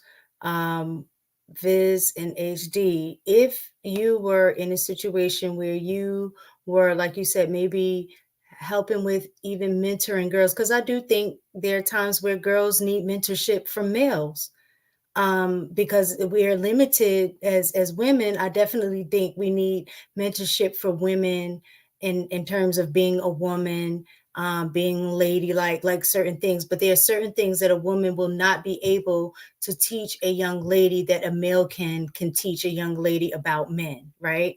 So in terms of giving advice, or advising young females, what would you say in terms of, as raising a young girl, what things would you do to teach her how to have a knowledge of self? What are advice, what are things you would do as a dad or as a mentor to teach girls to develop a sense of self, a knowledge of self? I mean, I think that is the interactions, the interactions that you have not only with them but with other people. Them seeing you, bring flowers home, hold the door open, just doing the basic necessities that is needed of men, or expected rather. Communicating with them, talking to them, exposing them to more, to greater things. I mean, on the basic level, I suppose, I would tell them they're gonna need to find a female role model. Like that would be my best advice for them. Find a female that they respect and want to emulate, and then see can they track her steps and get some one-on-one time with her. Because yeah, I can't really teach a young woman how to be a woman. yeah. I can treat my daughters a certain way and expect hopefully they go out in the world and accept that same treatment. But that's why parenting is so important. I think people really your kids at an extreme loss if they don't got access to both parents. I mean, it's sad that people in that situation, but it is what it is. Like they're at an extreme loss because it's things that my wife can provide that I can't provide to my daughters, and it's things that I can that she can't. And it's so blaringly different that it almost it's like the problem can't be fixed without both of those things there, because you'll be an incomplete person. Then it's gonna require probably therapy. Maybe that's the best thing for people who weren't raised with both parents. They probably need to go to therapy and get an assessment on some of the things they struggle with, because a lot of like daddy issues, abandonment issues, those type of things, when they can be identified, then you can probably have courses of action and tools set in place in order to help you work through that. But as it stands, just in general, I don't think it's any one size fit all advice as a man that I could give. I think too that with therapy is kind of tricky, because we're right now in an age of where everything has a label. And so with these labels, people then give more power to those labels as to where they victimize themselves in it. So I think that there is a fair level of understanding it. Is this that racism don't exist stuff? That you're a victim if you believe in racism? Say it again. Like, in your ideology, do you believe that if you believe in something or give a name to it, you give it power and it takes over your life more than it should? Like, Absolutely. Yeah. Without a doubt. Yeah. I firmly believe in the law of attraction. I do too. Do you believe depression is real? I do believe depression is real. Okay. And I think that the only way to get out of depression is for a person to make the decision to accept whatever it is that they're going through, and then do their own due diligence to get out of it. Aside from that, there's nothing that a therapist, a preacher, or your mama can tell you. That's literally a internal thing you have to fix within your own self in order to get out of it. People can help you, but nobody can make you get out of depression unless you're actually working to do it. And again, either accepting what it is and or accepting what it is and doing the due diligence to become better in it. I think sometimes people, not specifically you, but just in general, in my opinion, a lot of people view their ability to self-start, self-soothe, self-heal, self-evaluate as something that's universal, when it's really a skill set or a genetic trait or a personality trait similar to height. Some people just don't have it, and they're gonna really need to tap in with somebody to get the skills in order to move forward to the next one. Right. And depending on the kind of depression you have, it is, like you said, something genetically. Sometimes you're not producing enough serotonin, things like that. An average person who is going through depression may not know that. And so when you go to therapy or, a psychologist who are able, and I agree with you that sometimes we over label. It is a business. So I do agree with you in that regard, but I'm talking about the ideal situation in terms of good therapy. They will be able to guide you. I agree that it's going to be on you to do the work. The therapy is only as good as the work that you put in it, and that's with anything. But That's like right. Marcus played basketball. Now, he may have been good on his own in certain things, but he was able to develop and get better depending on the coaching that he had, because that coach was able to see areas where he was weak and be like, no, you need to do it like this, right? And if Marcus took his advice and went and practiced, he developed that skill set even better. And I think that's what a therapist does. It teaches you things about stuff that you're not even aware of. And sometimes we do need the labels, because the labels help us have a general understanding of a concept, right? So like in school, I do believe that, again, we may over label kids and say, oh, they have ADHD or they have this and that. But And in they special intentionally ed, show out. right. And then in special ed, there's 13 categories of disabilities that they can qualify for. But the purpose of the disability isn't to say that this person is less than or this person is really to say, okay, this is the impairment that the student has. So everybody has the same working definition of what the problem is. So we can move in the same fashion to say, okay, this particular impairment may need to require, like if they hard of hearing, right? This particular impairment, they may need a hearing aid. They may need an interpreter. They may need to sit in front of the classroom so they can read lips, things like that. So we have to have the same working definition in order to provide the specific supports that they need. Whereas I think in therapy, it's the same concept, is that by going through therapy, you're able to identify, oh, this person is suffering, may have, depression. Well, let me dig a little deeper and see what kind of depression it is. Okay, well, this is probably more of the serotonin aspect. So I'm gonna have to refer them to a psychologist, a psychiatrist, so they can write prescription to help with that. You know what I'm saying? I think And in many cases that makes them worse. I mean, we saw a whole epidemic of kids. Yeah, it depends on. We saw a whole epidemic of kids being labeled as ADHD, and they started dishing out Ritalin and Adderall. Yeah, and all that's that what I other said. stuff. It's And now definitely I'm upset that overrated. I wasn't labeled with ADHD growing up, because I could have greatly benefited from having to take Adderall in high school and college. It would have. But do you know that for sure though? Yeah, because as I was an adult, I got diagnosed with it, and then I went and got medicine for it, and it changed my productivity level by like 1,000%. I mean, but your brain was your brain, your body developed more. You know, I remember before taking it, then after. It was a clear difference. You ever seen the movie Limitless? Yeah, absolutely. The way my brain works is a little. I'm like neurodivergent, so I have a different type of brain, which is why I kind of see things from a different perspective. Bless you. And what that did was allow me to organize all of my thoughts, and I feel like a superhuman. Like I could access stuff that I couldn't. I wished I could have accessed it when I was.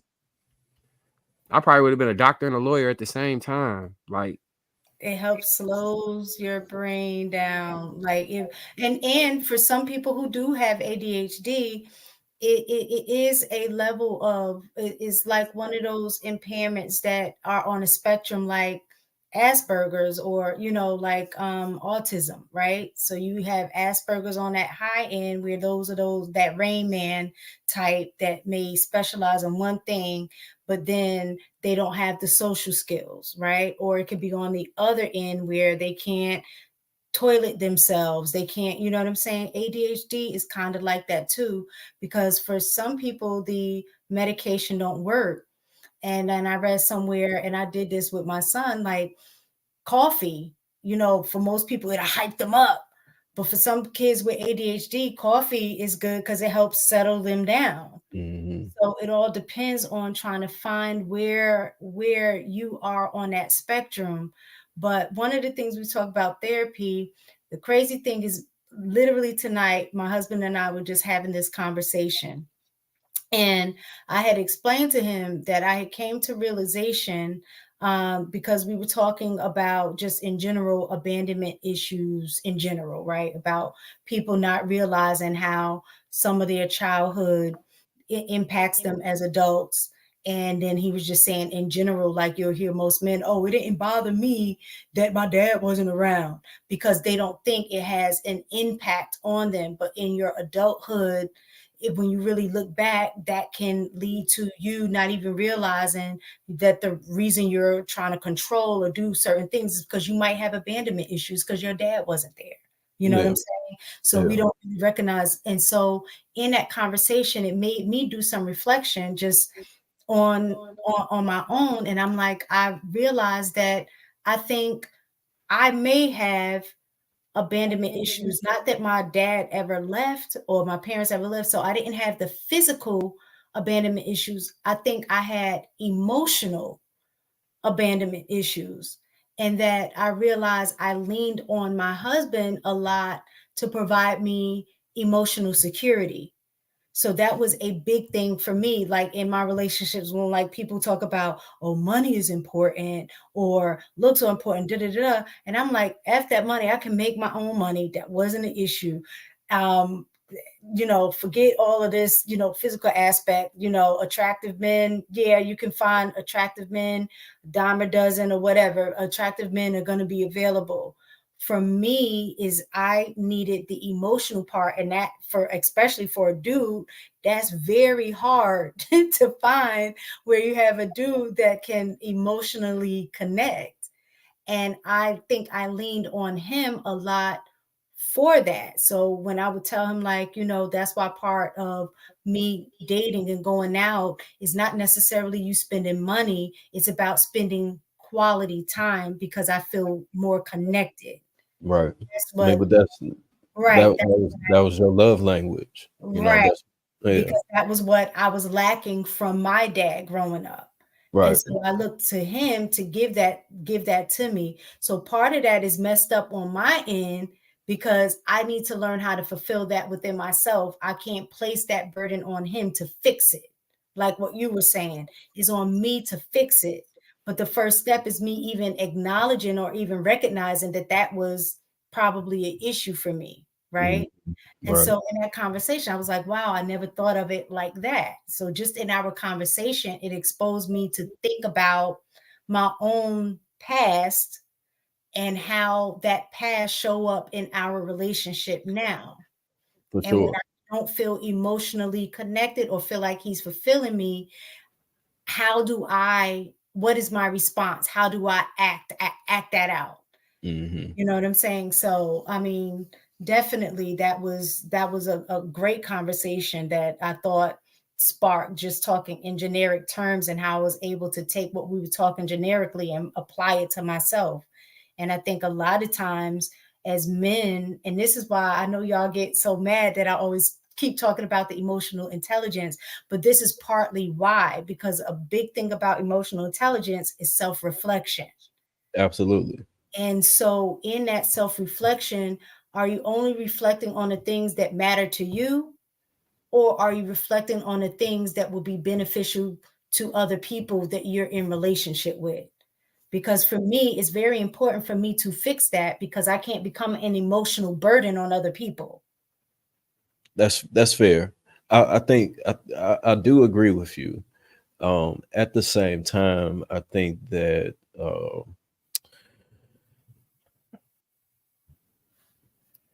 at the same time, I think that in self-reflection, and also having a spouse that does, and on both ends, that do create an environment for you to feel comfortable enough to do that. That makes it a lot easier.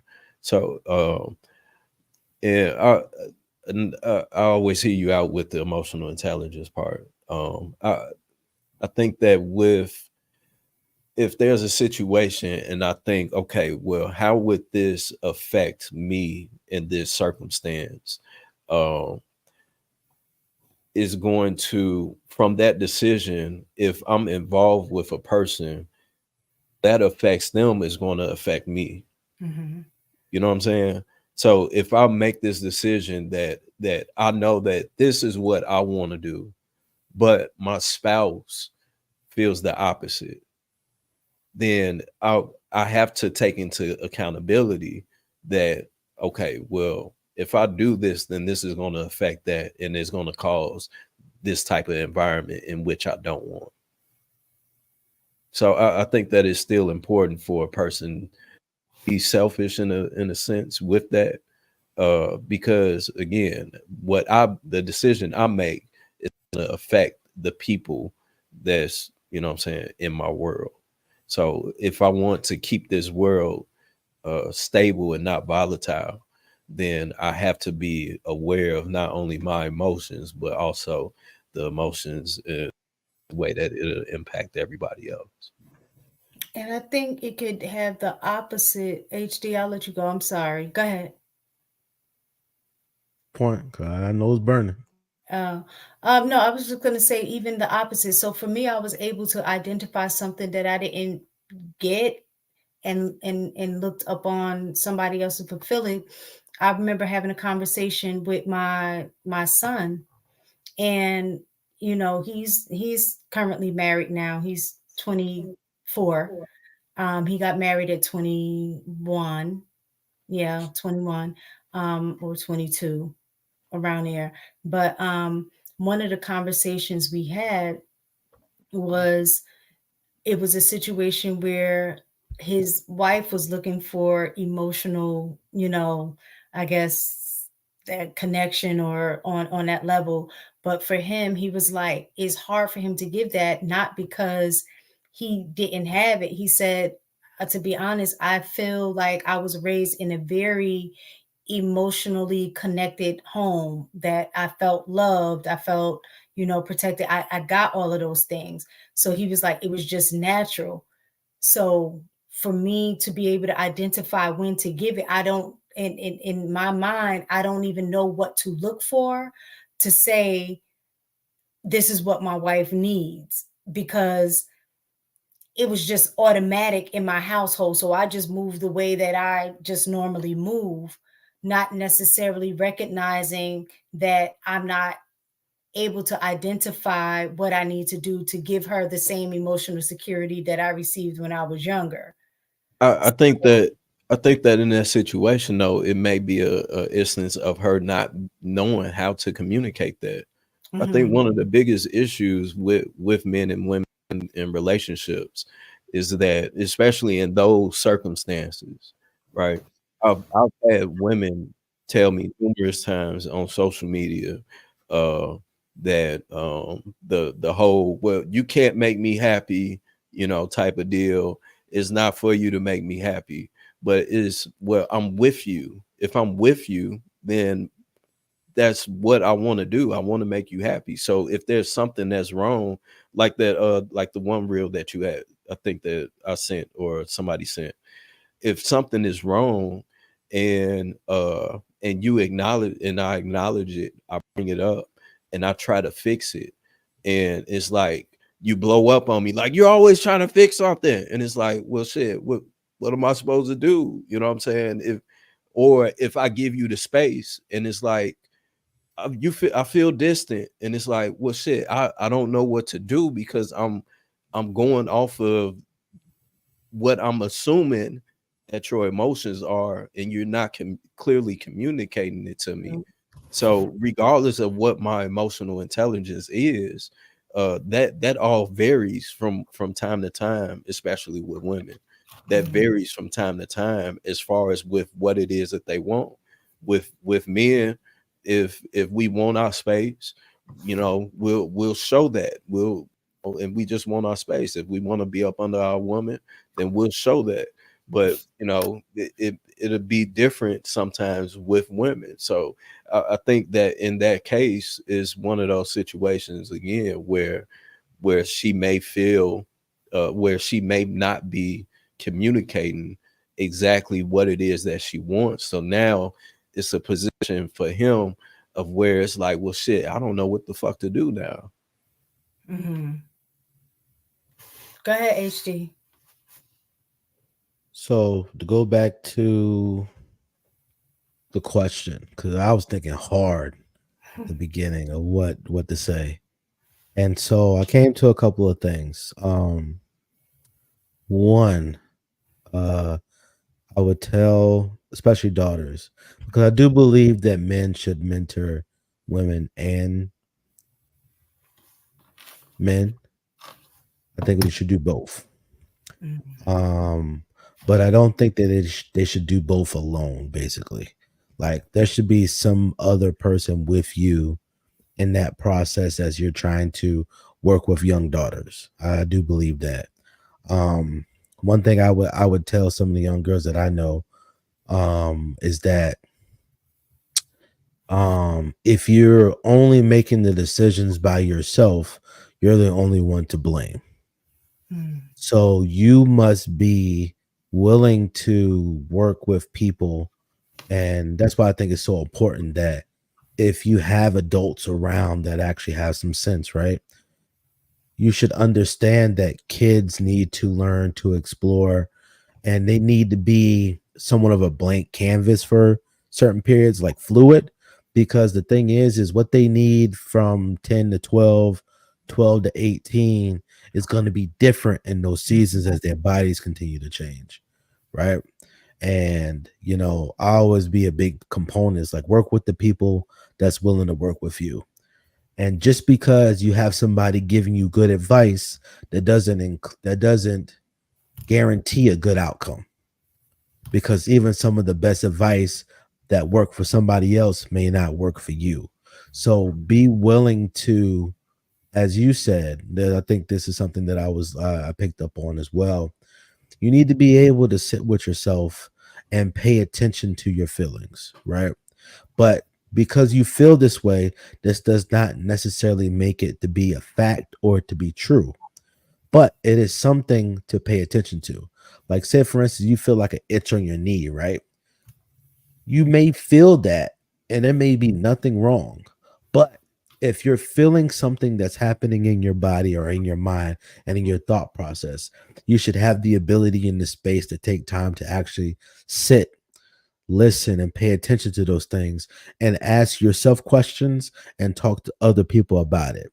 Now, of course, they're going to more than likely want to talk to their friends because you tend to gravitate to the people that you like.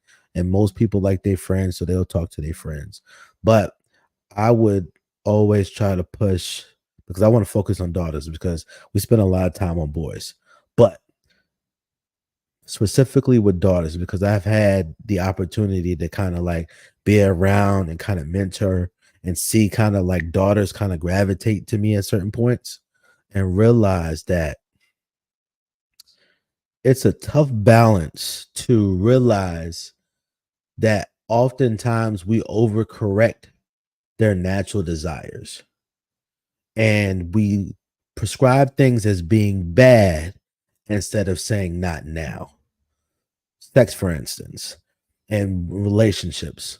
Like oftentimes we approach with daughters, not nope, nope, nope, nope, nope, nope. Everything's nope. Your thoughts, nope, none of this. So what I kind of, as I continue to listen, as I continue to think, I try to be protective of them and themselves, because there's sometimes where women will wear stuff and I'd be like, that's unacceptable. But then a woman says that that's acceptable because men should be able to be disciplined and police themselves. And I'm like, that's great and all. But I'd rather you be in the most protected state as possible so that you don't even have to deal with some of these things. And it's just like sometimes it's an uphill battle when it comes to men dealing with younger daughters, because, you know, we can always run up with the fact that we're not women. We don't understand what life is like as a woman, right? But because we understand life as men and we know what men do, we want to do the best that we can to protect women from men, right? And some of the things is that we protect women by getting them to stop doing some of the things that they want to do or that they want to wear. Hey, I want to wear this. I want to do this. I want to say this. I want to do that. No, no, no, no, no. So I've had to find a balance, because many times we'll try to start women from dating people, right? From dating people at certain ages, which I think is fine. But I expect around like 15, 16 for women to be interested and to want to be in relationships with guys, right? My goal is, as though you're in relationships or trying to get in relationship with guys, I don't want you to do that by yourself. I don't want you to be experiencing this relationship and be like, oh, this is our privacy. No, it ain't no privacy. That's out the window. Like, bump that. I think we should be able to allow them to have guided dates. Not, oh, you just send them off to the mall and bye, baby, you have a nice day. We're not doing that no more. That was cool back in the 70s and the 80s and the 90s. We're not doing that no more.